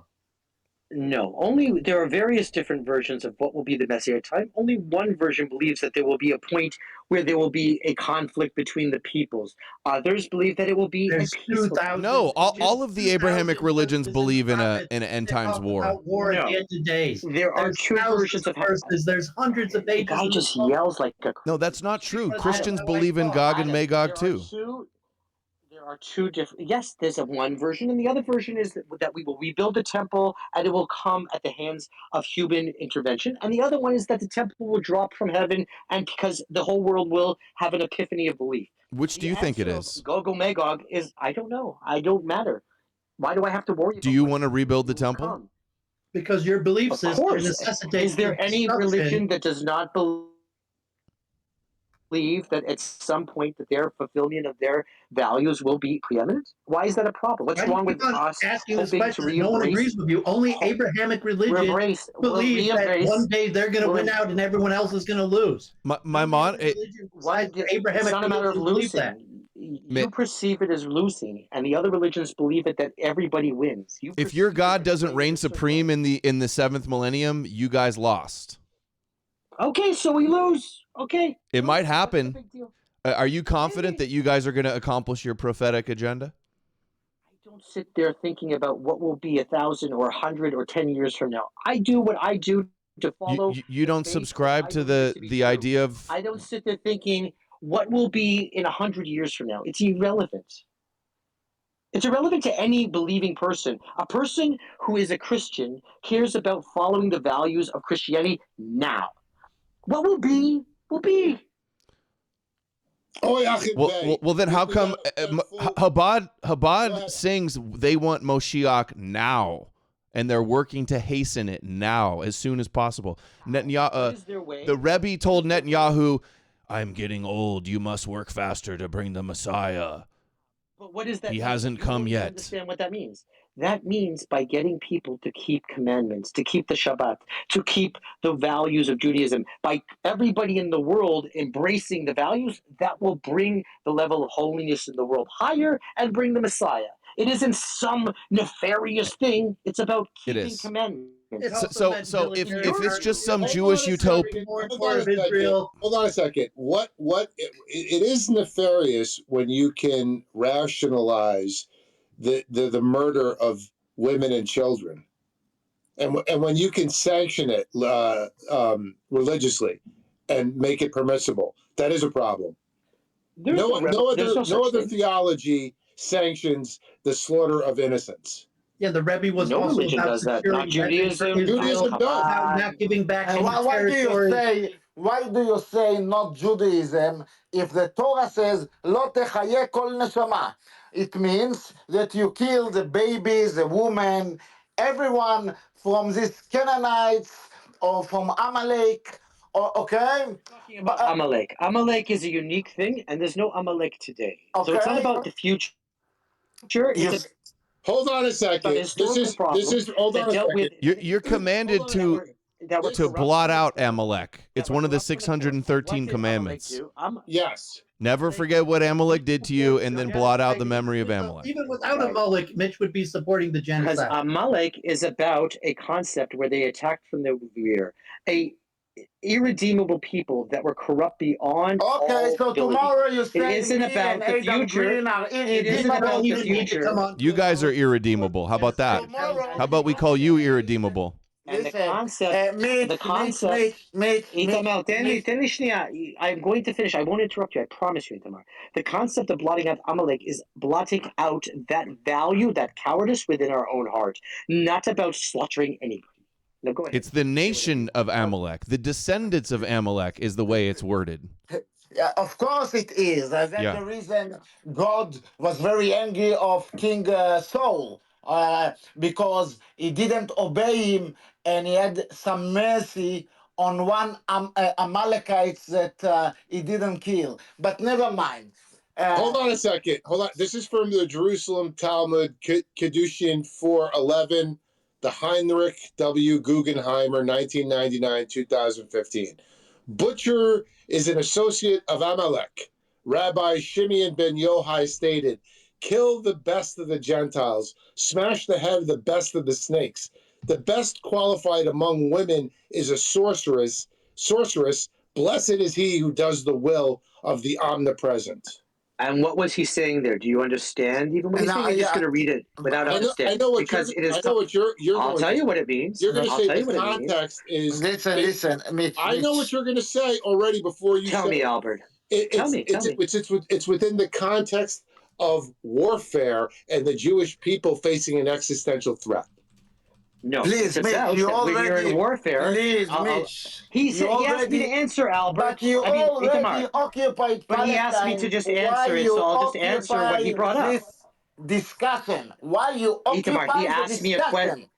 Because he asked me a question, so I'll answer it, and then you can go. I didn't ask the question. He asked the question. It is talking about that when you're in warfare, you take out the leadership, because the alternative is to slaughter in warfare the common man. It is similar to when you would have a challenge between the two champions of two armies, and the winner would keep the death toll down. You take out the leadership in warfare, the best among them, to be victorious, to have the lowest death toll. That's what it's about. No, it's more genocidal. It's even the best of them you should be killed. Means kill the all. leadership. Exactly, the leadership. You take out the commanders, the leadership. Mitch, you want to act like this is like some benevolent Jewish utopian messianic thing? Why does Maimonides say that the punishment for those who violate the Noahide laws in the messianic age is decapitation for blasphemy and idol worship? This has to do with the fact that at the time, it will be clear to the world what is monotheism, and if you're rejecting it, then you are outside. So there's punishments in. If I reject Moshiach, I'm gonna be decapitated, and you think I shouldn't have a problem with that? No, if those who recognize, everybody is brought to a time for teaching. That is why it says, when you have this crazy idea that we're going to have slaves. No, the people will seek out a Jew. It says very specific. They will seek out a Jew. So willing slaves. But every still slaves. 2,800. The elder shall serve the younger. Why did God create the Gentiles, like Ovadia Yosef says? To plow the fields, to pick the grapes, to work for us, to serve us. That's why God made them. Come on, dude. Every religion has punishments and rewards. So what? How about how about screw your Jewish fake punishments? How about that? I agree with that. Hold on a second, Mitch. How about one of the for those who don't believe? How about one of the top Israeli cabinet ministers, Bezalel Smotrich, who said it may be moral to starve 2 million Gazans, but no one in the world will let us. I don't know what the context of that is. You have to ask him. The context is genocide in Gaza is the context. I admire your ability. According to Jewish law, his argument is, according to Jewish law, it would be moral to starve 2 million Gazans, but unfortunately, no one in the world would allow them to do that. I must say that Smotrich is a politician. He's not a religious figure. Mitch, I think you must take a break to drink water. I admire your ability. I like scotch, but thank you very much. I'll have a sip. Okay. I admire your ability to have, for everything, you have something to say. You know, Listen, Itamar, you can fool them, but you can't fool me, because I know you can be a good Jewish lawyer, for example. But now, let me speak, please. Drink scotch, whatever you like. And don't forget to mache broche. Now, in your Torah, it says not only about Amalek. For example, if you want to make a war of aggression, to submit your neighbor, a neighbor nation, and they don't want to pay taxes for you. Okay, so you come to a neighbor nation, another nation, and you say, listen, you're gonna give me taxes, you are submitted to me. And they say, you know what, screw you, we don't want. So then you're gonna fight them, and you're not gonna, לא תחיה נשמה, okay? Nobody, children, women, you're gonna kill them all. And so we cannot deny these things in the Torah. No one can deny. You can look. You are a champion. I admire this ability, even though I will never use this kind of ability. You know how to take words and play with the words. It's amazing. It's very skilled in the art of pill pull. Mitch is. Yeah, Burning Goyim. Mitch is a Maybe It's master. not. You're Burning just taking a Goyim. little interpretation and not adding the context. I have another. It's very another one. deceptive. Got a on your PhD in part. subverting Hold Goyim. on a second, Nick. I got another one David. from- You like take the literal quotation without understanding context. Okay, you can or give us the meaning. context So for anybody this. could do If it's that. not- I could do that to if any it's not religion. specified A specifically Baser's enough maternal within the rage body says of the Balder's verse. blessing to Adam and Tradition Al. 21b. Similarly, a Thank dilemma you. was raised before them. What is the halakha with regard to the permissibility for a priest who goes to war to engage in intercourse with a beautiful woman captured in that war? Does one say that the case of a beautiful woman is a novelty in that the Torah permits a man to engage in intercourse with a Gentile woman? Consequently, it is no different in the case of a priest and no different in the case of an Israelite. As both So you're are talking about the permitted- concept of as both Yifator. are permitted to engage in intercourse with this woman. Excellent question. So you're asking about Yifator. You have to remember what was the historicity of the time. At the time, you would conquer a nation, and all the women would be taken to be sex slaves and could be raped, and they were raped all over the place throughout the world. That was the norm of society. So there was an attempt in our religion to civilize that process.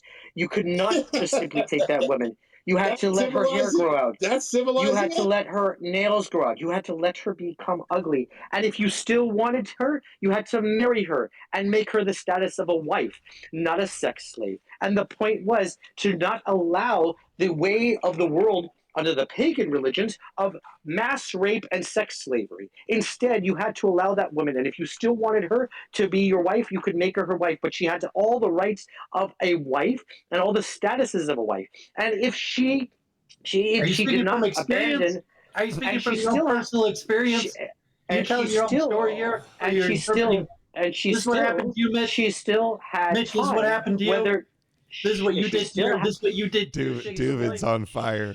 My wife is a convert, yes. And still, if she You did captured not your want wife to in war. David, calm down. The medication is on the table. If you still did not have her reject her ways of idolatry, you had to send her away. That is the way, because the alternative was the way of the world at the time. So And you Mitch have to, as definitely the would have sent context his of wife what was away the if she didn't world, convert. and an If Mitch's attempt to wife didn't convert and civilize, become a Jew, an he attempt don't to proselytize, civilize, he just converted his wife. But if she an didn't, of attempt- course he would send her away, because that's what the attempt- Torah said so. All right, the medication. Sacrificing The burnt offerings, tons of blood magic sacrifice rituals, like so civilized. Circumcision. What's wrong with animal sacrifice? That is It's part of it's a not religious civil. practice. It's not Why does that civilized. bother you? It's more In your view, what it is. It's in not your view, civilized. in your view. Yeah, it's ancient barbaric superstition. Yeah, you know, slaughtering defenseless That we animals is don't. barbaric. Okay, you consider that. to suck the blood from a baby penis when I cut his penis when he's 8 days old. Is it They don't civilized? suck. Yeah, is that They civil? don't suck the penis, you retard, and you know that. Yes, they do. Don't lie. They do. No, they don't. That's just your trope. No, it's use it they to- when it 100% has to do with do. healing, How are you? and We all education know it. We've practice. That's why Mitch's In kids are all- not actually Jewish. all- They didn't in accept all his medical medical version. Mitch, He didn't how about- have the rabbi do that to his kids. all- And that's why he's here on in these all- spaces, because his fellow Jews don't actually accept his in kids all- as Jewish. Mitch comes in here and runs. Because in all medical his kids aren't practices. actually And Jewish. That's why he's on these like a mother. spaces, because he knows they don't even accept I his know, kids. I know. You Hold I know on you. a second. I've heard David. Hold on a second. Sorry, guys. I want Mitch to respond to Sanhedrin 57a. The Gemara challenge. I'll just finish my first point before you go to your other question. This Tanakh In all medical practices, as is taught in the suction was a part of healing with regard process. to bloodshed. If a So they don't suck, but it's for healing. Or a Gentile murders a Jew, he is liable. If a Jew murders a Gentile, he is exempt. He's not exempt from punishment. This has to do with capital cases. He's not exempt from punishment. This has to do with actus reus and metus reus of capital punishments. That whole area of Sanhedrin is talking about capital punishment. He's exempt. But if he murders a Jew... Not exempt from any crime. He is not put to death. Because in Judaism, the penalties of death... still a double standard. It's a two-tier legal system. So you don't want the penalty of death. Okay, we believe you don't want to address that the double punishment for sin it's is not paid. Exempt from, not, it's just try to understand. Capital punishment. You can't try to understand. But he's going to be punished. But you don't. He's still punished by the hand of God. He's still. You punished don't address You're not allowed double to kill. standard. Address no. You don't understand standard. what you don't understand what capital punishments were. Capital punishments were known as a kapara, which means a redemption. You're punished on this world as opposed to the next world. And so, yes, you had an opportunity to have suffering in this world versus the next. We got a Jew here watching. But the point is, it had to do with capital punishment. But that individual who murdered anybody is still not allowed. You're not allowed to kill anybody. Right, but if you're a Gentile and you murder a Jew, you will face capital punishment and be executed. And if you're a Jew that kills a Gentile, you will not be executed. There's a double standard. I don't know how do you translate the word kapara. It's There's a double standard. Kapara is like redemption. It's an atonement. It's a redemption. Suffering on this world versus the next world. In Judaism, everything is about the next world where you have reward and punishment. It is an opportunity to suffer in this world, the death penalty, so you don't suffer in the next world. It is actually, people say, you want to say that we're chosen.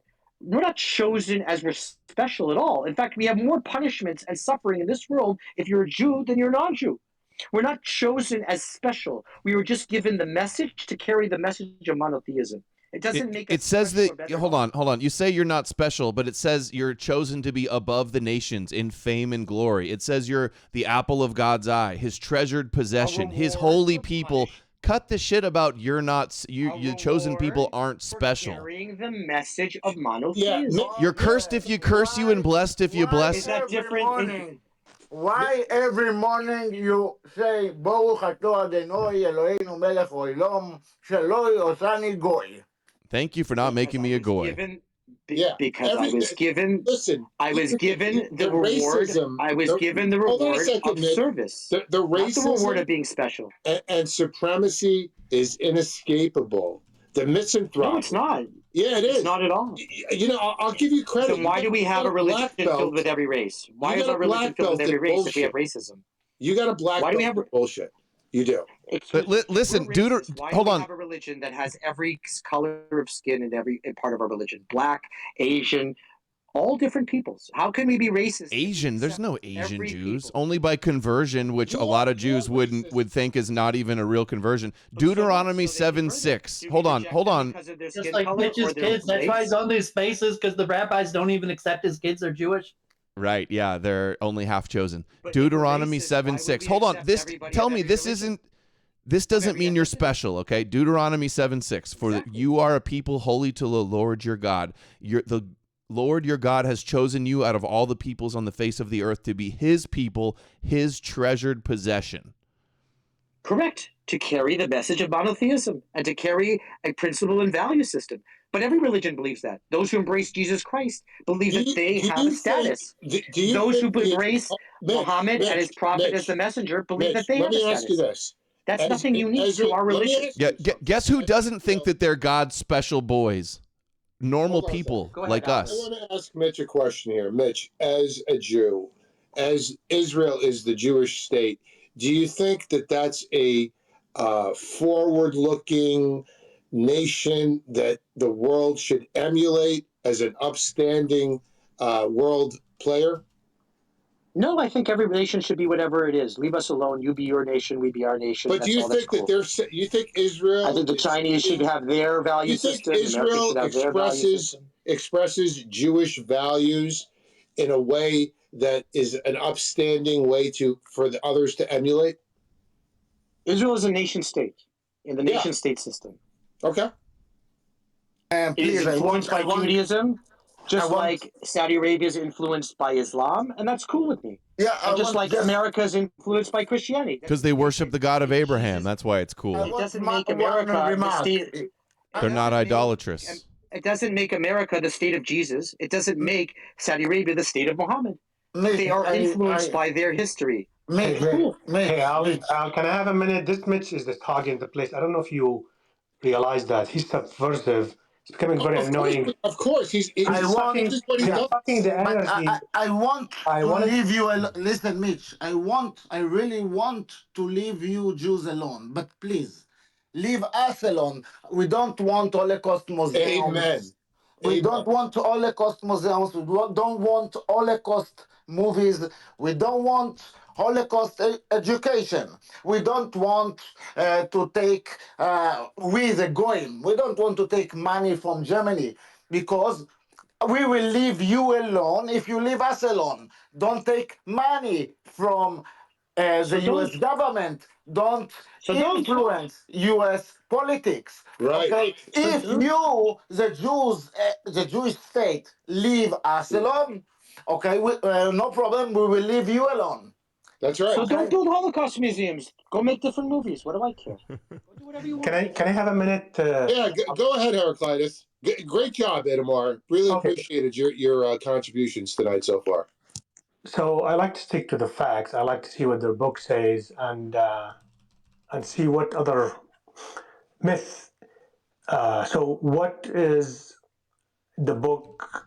Whether there's a book saying about Yahweh? If you read about Yahweh, he's not really different than other pagan gods that were in the area. He's a composite god made out of Baal Hadad, El Elyon, and the Egyptian god Seth of destruction and chaos. If you read Isaiah 27:1, in that day Yahweh will punish Leviathan, the fleeing serpent, with his fierce, great, and mighty sword, Leviathan, the twisted serpent, and he will kill the dragon who lives in the sea.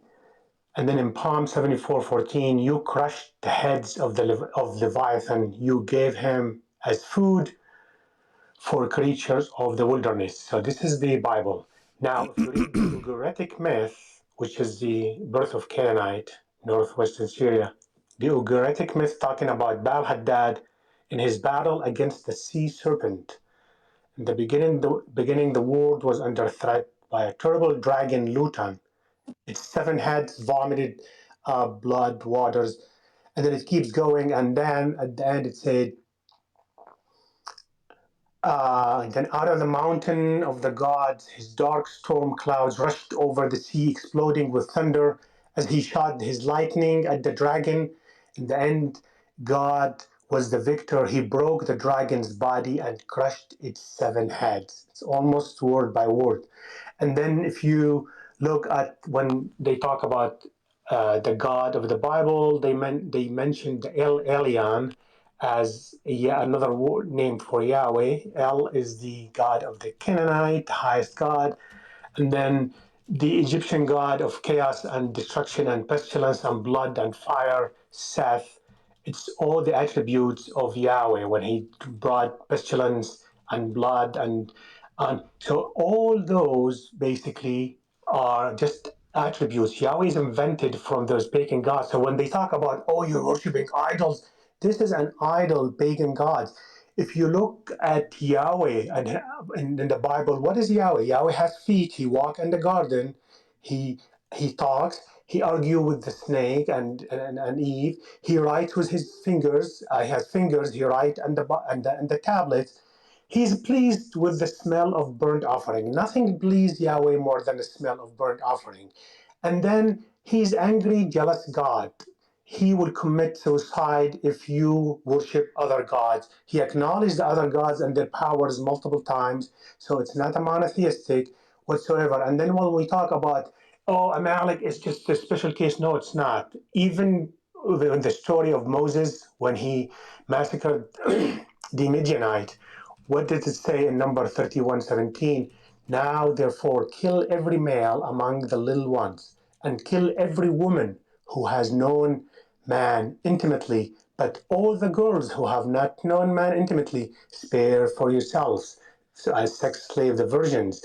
And then talking about human sacrifice, few verses later, and the persons, when Yahweh asked 1 in 10 to be offered for him, it says here in number 31:40, and the persons were 16,000, of which the Lord's tribute was 32 persons. So those are the human offerings, and all the massive. That's not human sacrifice. You're just distorting. No. Listen. Mitch, Shut the you're fuck taking up. metaphors and taking them literally. Mitch the Mitch, bitch. you're going Shut on with the metaphors. fuck up. Don't interrupt me. I did not interrupt you. Try to Mitch turn the metaphors bitch. into literalcy. Shut It's the distortive. fuck up, Mitch the bitch. All right. Shut the fuck up. Okay, shut the fuck up. Your hasbara is not working. I did not interrupt you. I didn't ask you a question. You shut the fuck up, Mitch the bitch. You've asked 7 questions. What do you mean you haven't asked a question? Shut the fuck up. I'm not talking to None you. of these are questions to you. He's saying what he Mitch the thinks. bitch. Shut the fuck up. Don't interrupt me. Don't interact with me, Mitch the bitch. Shut the fuck up. So every single genocide in the Torah, every single one is about a human sacrifice.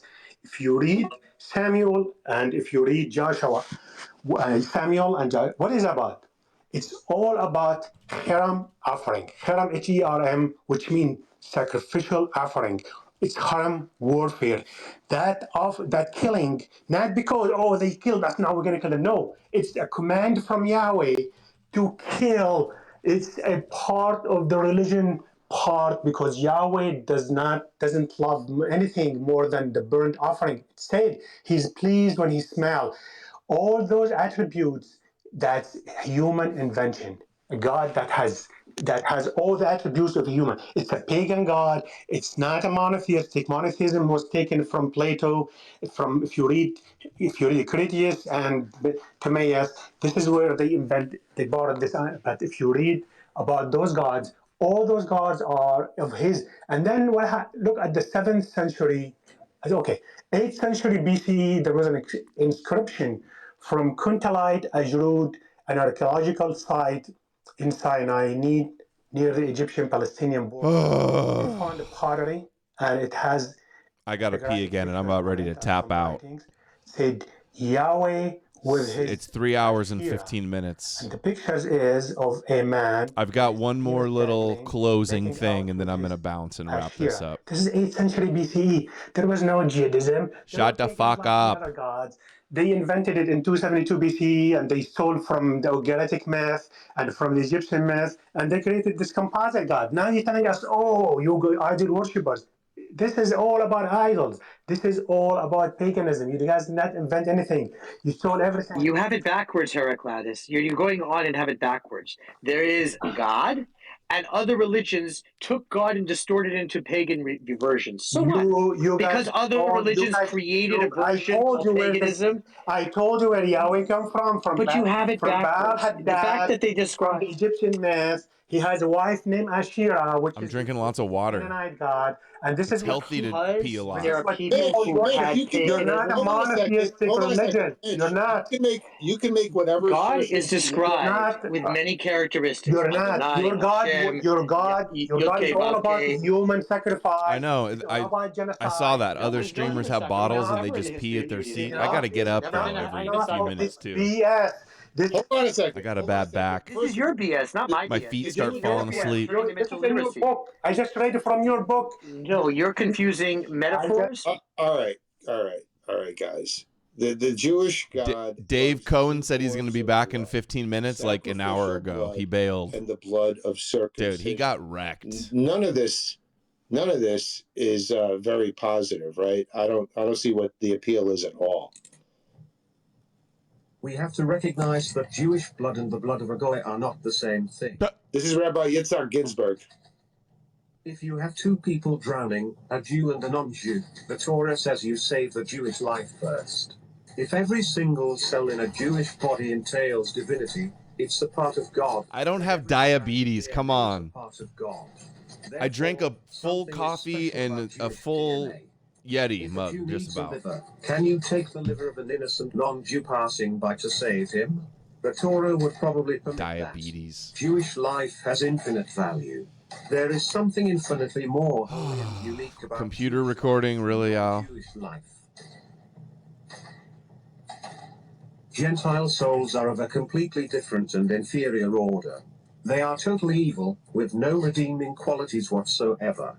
They derive from refuse, which is why they are more numerous than the Jews. You're clipping this one, conspiracy truther? Supernal refuse. Dude, when he said the guy getting abused by his rabbi was out of Which context, is why they are more wow. numerous than the Jews.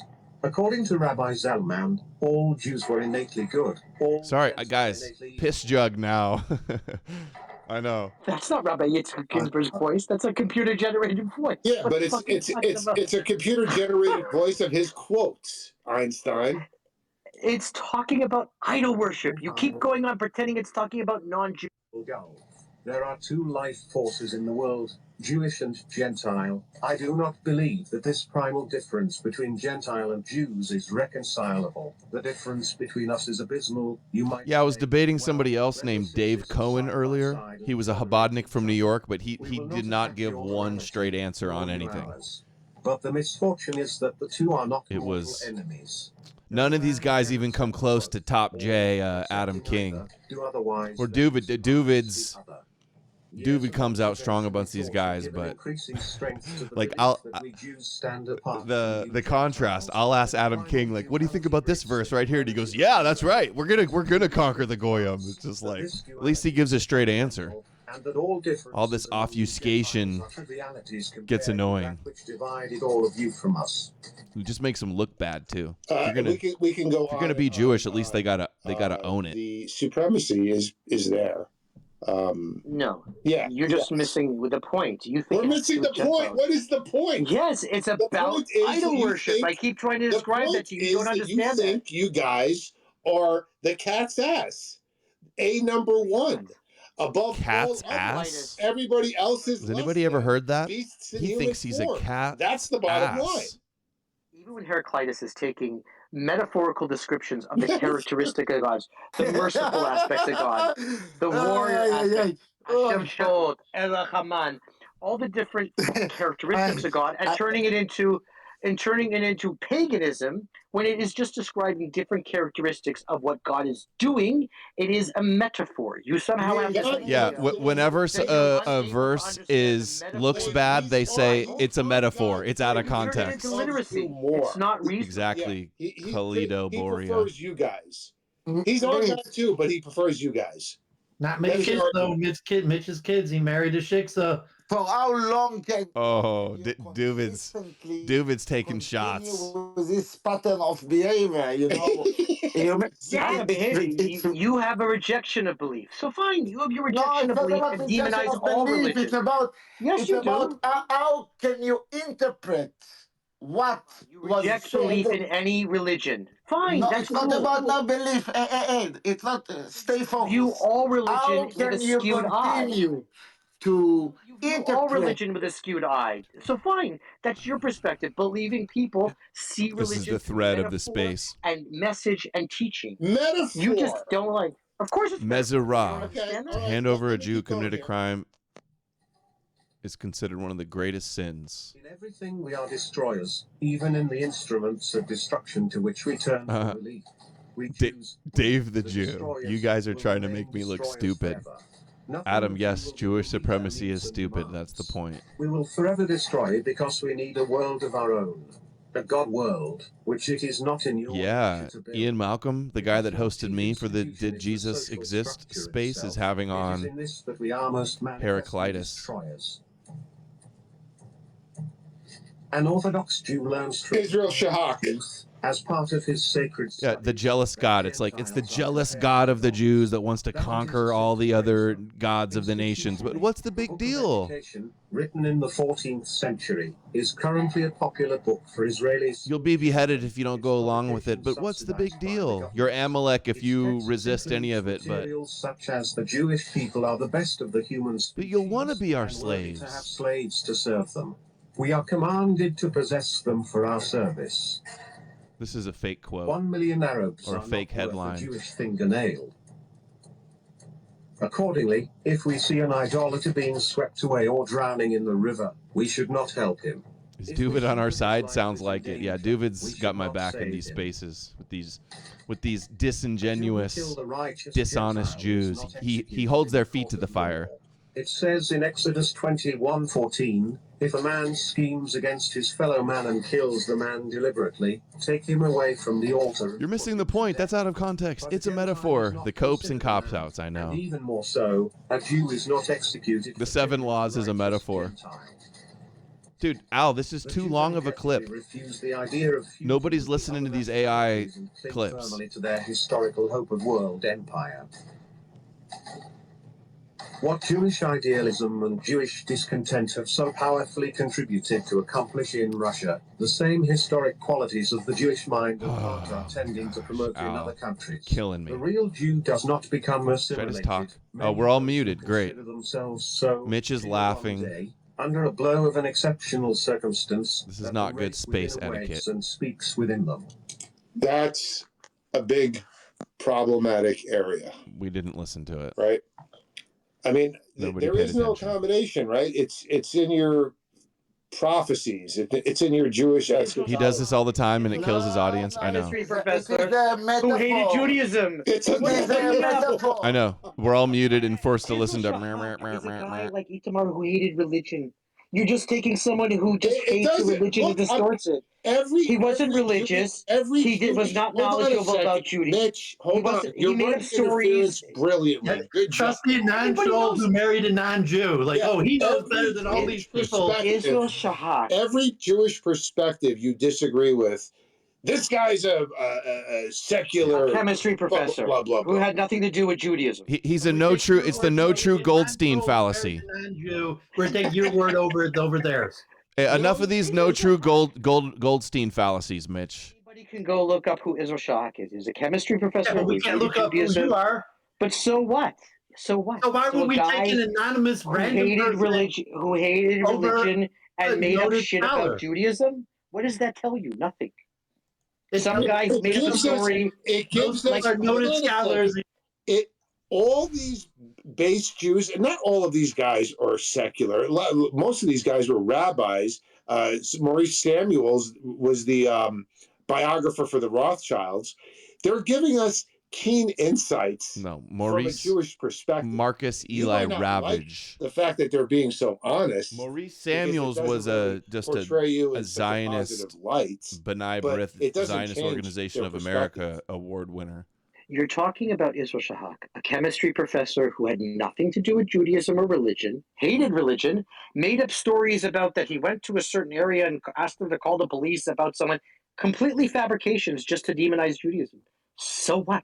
You're quoting someone who knew nothing about the religion to tell you about the religion? Isn't that kind of ridiculous? It's kind of ridiculous. Anybody could go look him up. To hear you kvetching about complete fabrications. It is a well-known fabrication. It's not a story.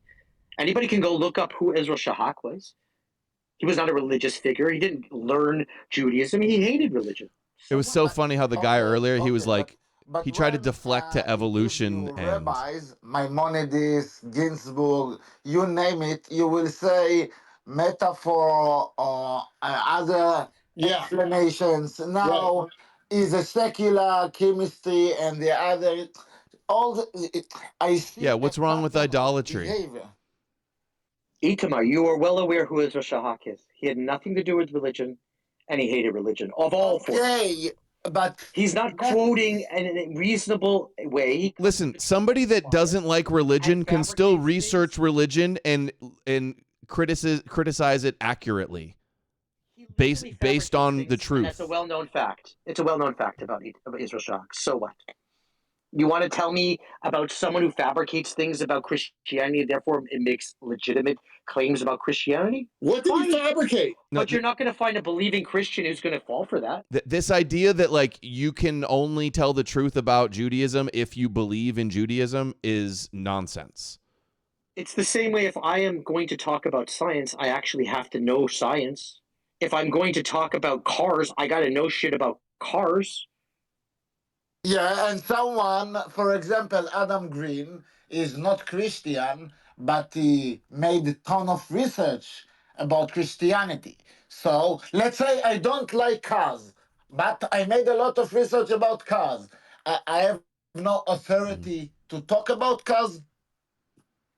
You could talk about them, but if you have no experience with cars, what is the meaning of your opinion? You've never even seen so Mitch, when I criticize Christianity because I'm not a believing Christian, my criticisms are invalid. So I'm not a Christian, so I can't be in an intelligent way discuss your views on Christianity. So I have to believe in Judaism to criticize Judaism. That's what you're trying to say? All I'm saying is if you want an opinion about what your views of Christianity, ask a believing Christian to have a reasonable discussion with you. I'm not a Christian. I am not familiar with all the doctrines of Christianity. You could ask me about Judaism, but I can't answer you about Christianity. Go find a Christian and ask their perspective of what they think about what you have to say. Okay, so please Dave, hold on a second. Itamar, hold on a second. Chabad Dave was supposed to come back in 15 minutes. He hasn't showed up. Adam, he fled into exile. Dave was the one who wanted Mitch did he up tap here. out? Did he tap out? I don't know. And he's the one who asked Mitch to come here. We'll find out. Yeah, he called in. He tag team Mitch in for backup. Yeah, he tagged Mitch in for sure. Let me. Are you ready for champion? So you should be happy. Mossad follows Duvid around, so they send in Mitch to come and try to run interference on all the spaces. Cares about the cartoon character, Adam Green. I respect your perspective. I actually find your views, I disagree with them, but at least they come with an intellectual perspective. Duvid just screams and sounds ridiculous. He doesn't. Duvid's intellectual. Duvid's more honest and intellectual than you are, honestly. Duvid, God forbid half the people on the internet think you're a known con man. Your old buddy, Yehuda Amslag, did a whole hour stream claiming that you're the con man. Yeah, everybody thinks you're a con man. But yet here you're attacking me, even though the only you attacking Duvid makes Duvid look credible. But Adam. But multiple people have met. Mitch is credible, Adam, even though most people think he's BZ the con man. Can you please stop? What does BZ stand for? Biggest Zionist? Can you please stop offending Duvid, please? Please, Adam. Many people have met me offending Duvid. Okay. Okay. I'm the whole reason he's here. Like this dude just follows me around. Itamar. I've never even gone anywhere near you. He's been around for a year. He's probably getting paid. Of course. Hey, Mitch, don't criticize paganism unless you're a pagan, okay? Right. Many people have met me. Many people have met me face to face on video and know that I'm not him. And all right. Look, then why did people outside do hours and hours stream saying that you're BZ? Con man like you, David. We're going to continue to move on here. You pretend you have to Panovich in here. On this. I'm going to take you to Amslag over you. There you go. Hold on a second. What you don't understand is when you go after Duvid so savagely, right? It doesn't come off well because Duvid's contained and he's an intellectual. He's not some moron, right? A learned guy. So it doesn't really reflect positively on you. I'm just trying to give you some advice.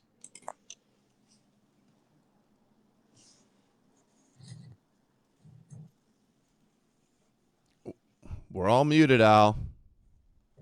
The Jew is necessarily anti. No, come on! In being a Jew, just as he is anti-Muslim, just as he is opposed. I should just leave. I'm so mad right now. Not his own.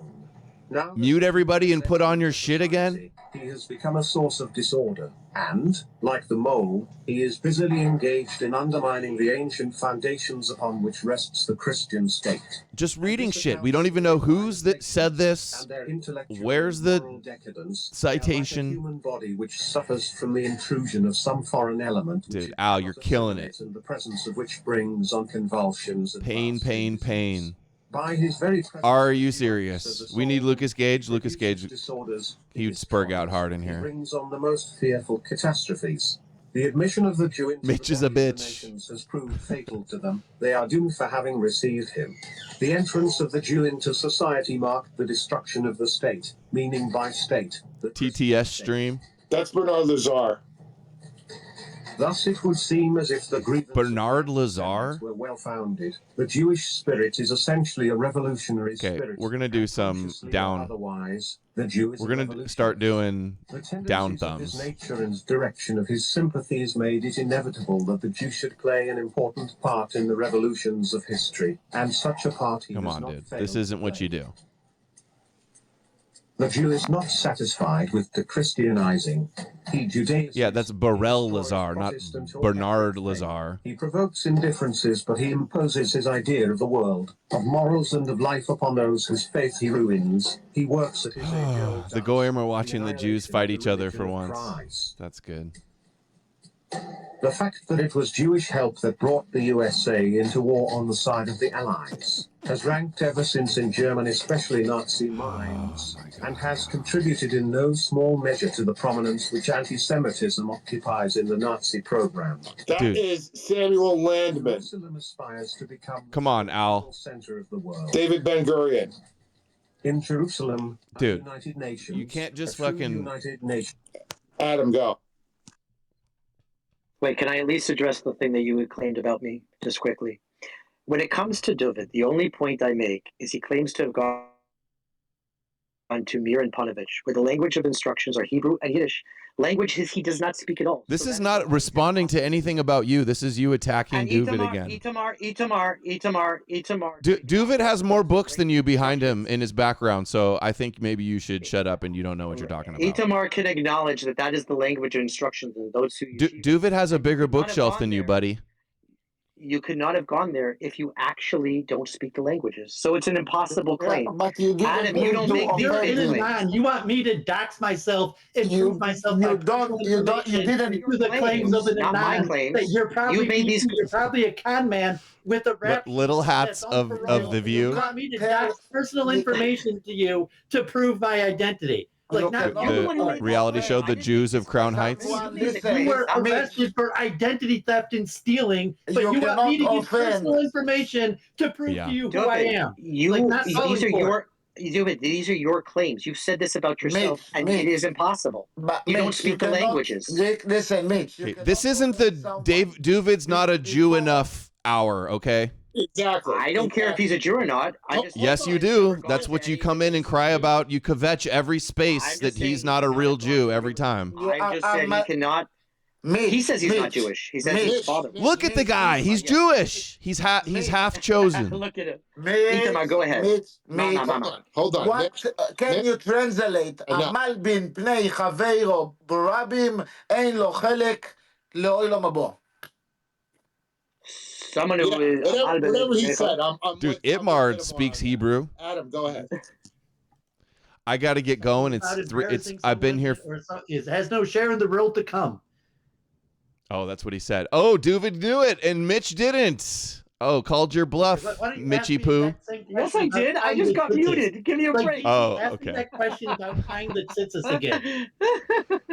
In any case, David, you claim you don't speak the language, and you couldn't have gone to those institutes. He just translated. He just translated that. He passed your Jew test. Yeah, I'm saying Mir Yeshiva is in English. I don't know what the hell you're talking about. No, it isn't. No, it isn't. My son is English. It's not true. All right. Anyways, like, but in any case, You're people from our community have met me who's guilty face of to face. identity theft. Why The would I want to people who- expose information Duvit, to Duvit. a suspected People con have man? met me. Housewives of Chabad, People exactly, have met me You're right. a face-to-face from our suspected community. con man guilty of identity Yeah, theft. yeah. And you But want me to It's people a have Jewish law to kill a Jew who Duvit, speaks Duvit, against Duvit. Judaism. This is why they're Duvit. going after Duvid. Okay, you can keep you're ongoing. But Because people have like met me everybody face. listening to this thing, Again, knows, you can't. maybe All right, stop, Mitch. been guilty of identity theft, stealing from people. But Why you can you keep screaming. attack- Guys, you know, I understand it's always a handful when we have like multiple Jews with microphones, but come on, man. Yeah, he passed the test and he got a special hat. All right, I gotta go. It's dinner time. I've been here for 3.5 hours. I just want to end on Psalms 22. It says 22 verse 27. All the ends of the earth will remember and turn to the Lord. All the families of the nations, the Goyim, will bow down before him. For dominion belongs to the Lord, and he rules over the Goyim. All who go down to the dust will kneel before him. It's all about conquering the Goyim. And then we got a couple more verses on my way out. Deuteronomy 26:19. All about the world embracing monotheism, Adam. That's Yeah, it's all about the God of Israel and the Moshiach conquering the Goyim. Exactly, my whole point. Deuteronomy 26:19. Embrace monotheism. That's what it's. He has You're declared. conquering. Yeah, we're not worshiping your God. It's never happening, and you'll have to cut off our heads and call us Amalek. Don't worship it. or nuclear holocaust us in Gog and Magog. Just to be clear, multiple people from my community have met me face to face, and 2 have publicly said so. So I'm not that guy. It doesn't matter. You, according Well, say hi to your Mossad handler, whatever. I don't care. Yehuda Amslav did a stream with 400 people claiming that you're BZ and a con man. Guy who pretends to have gone to yeshiva, who's a convert, who stole. Enough, Mitch. Shut up. Shut up. Enough of this. And prove it. And prove it good. He does this every space. He used to pretend to be a black man. Do you know that? Yeah, I'm sure. Duvid pretended to be a black man. I'm sure. I had to remove your microphone because you're just nonstop. No, he does this every space. He comes in and tries to subvert the whole thing by attacking Duvid. It's just so annoying. So Deuteronomy, he said, oh, there's nothing supremacist about being Jewish.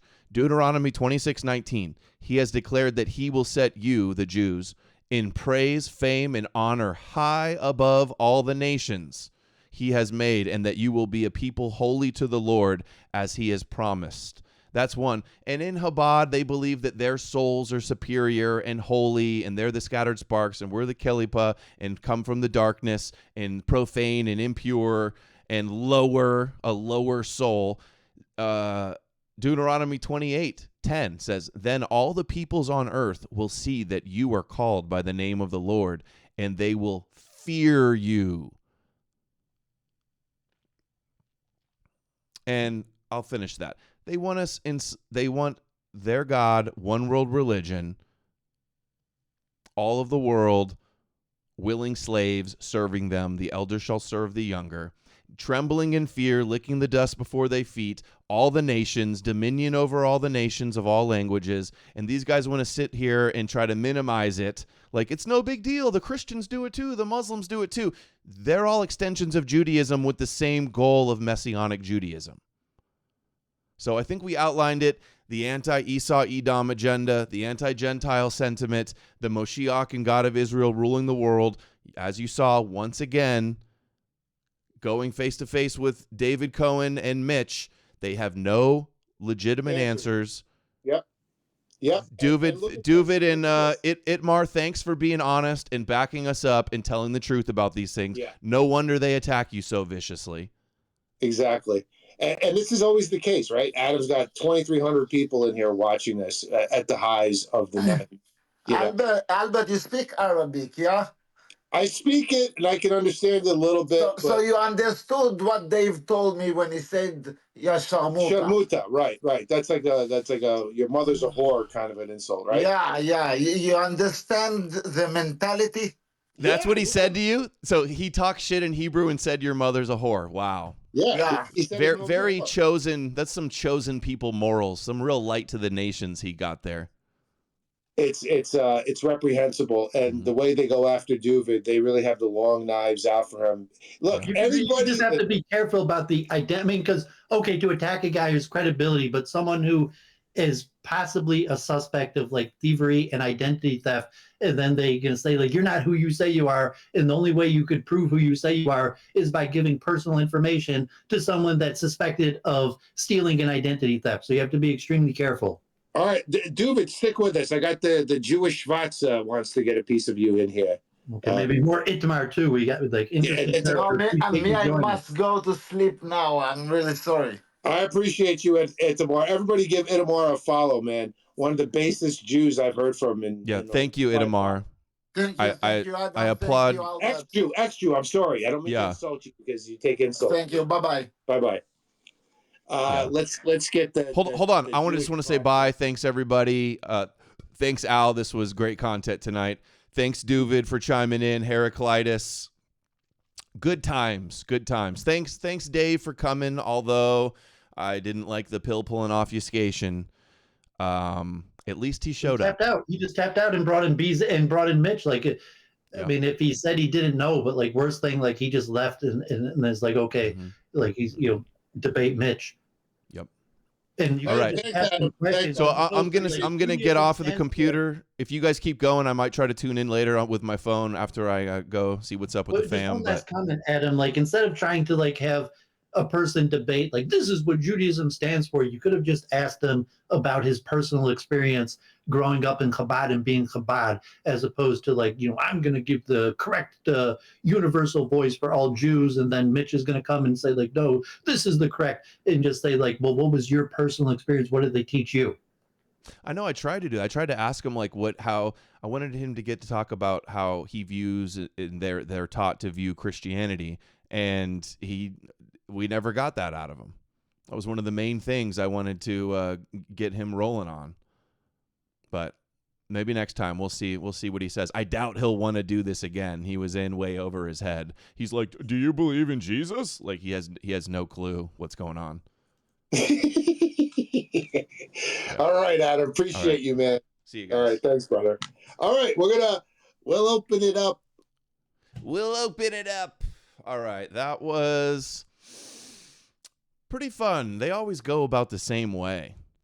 You see, you guys think Adam King is cringe? How much better is the talks with Adam King than those guys? All right. Love you all. Let me make sure I got all these donos here. Not many donos tonight. I guess people didn't like the Jews yelling at each other. I'll probably be back with a stream tomorrow. Maybe I'm doing the Germany, anti-Christian Germany video. I think that's what there's stuff going on. We'll see. But I'll be back tomorrow. And then Thursday, Derek Bros will be a huge stream interviewing him. Thank you. Oh, shoot. All of my Goon Linux God, thank you. Pure Blood, Covey Killer Clown, Based Maternal Rage, Bloodstained, and appreciate all of you guys. I will see you guys again very soon. Have a nice night. Uh-oh, that one's not working. Let's do this one. We'll go Viking mode. Really triggers the Christians.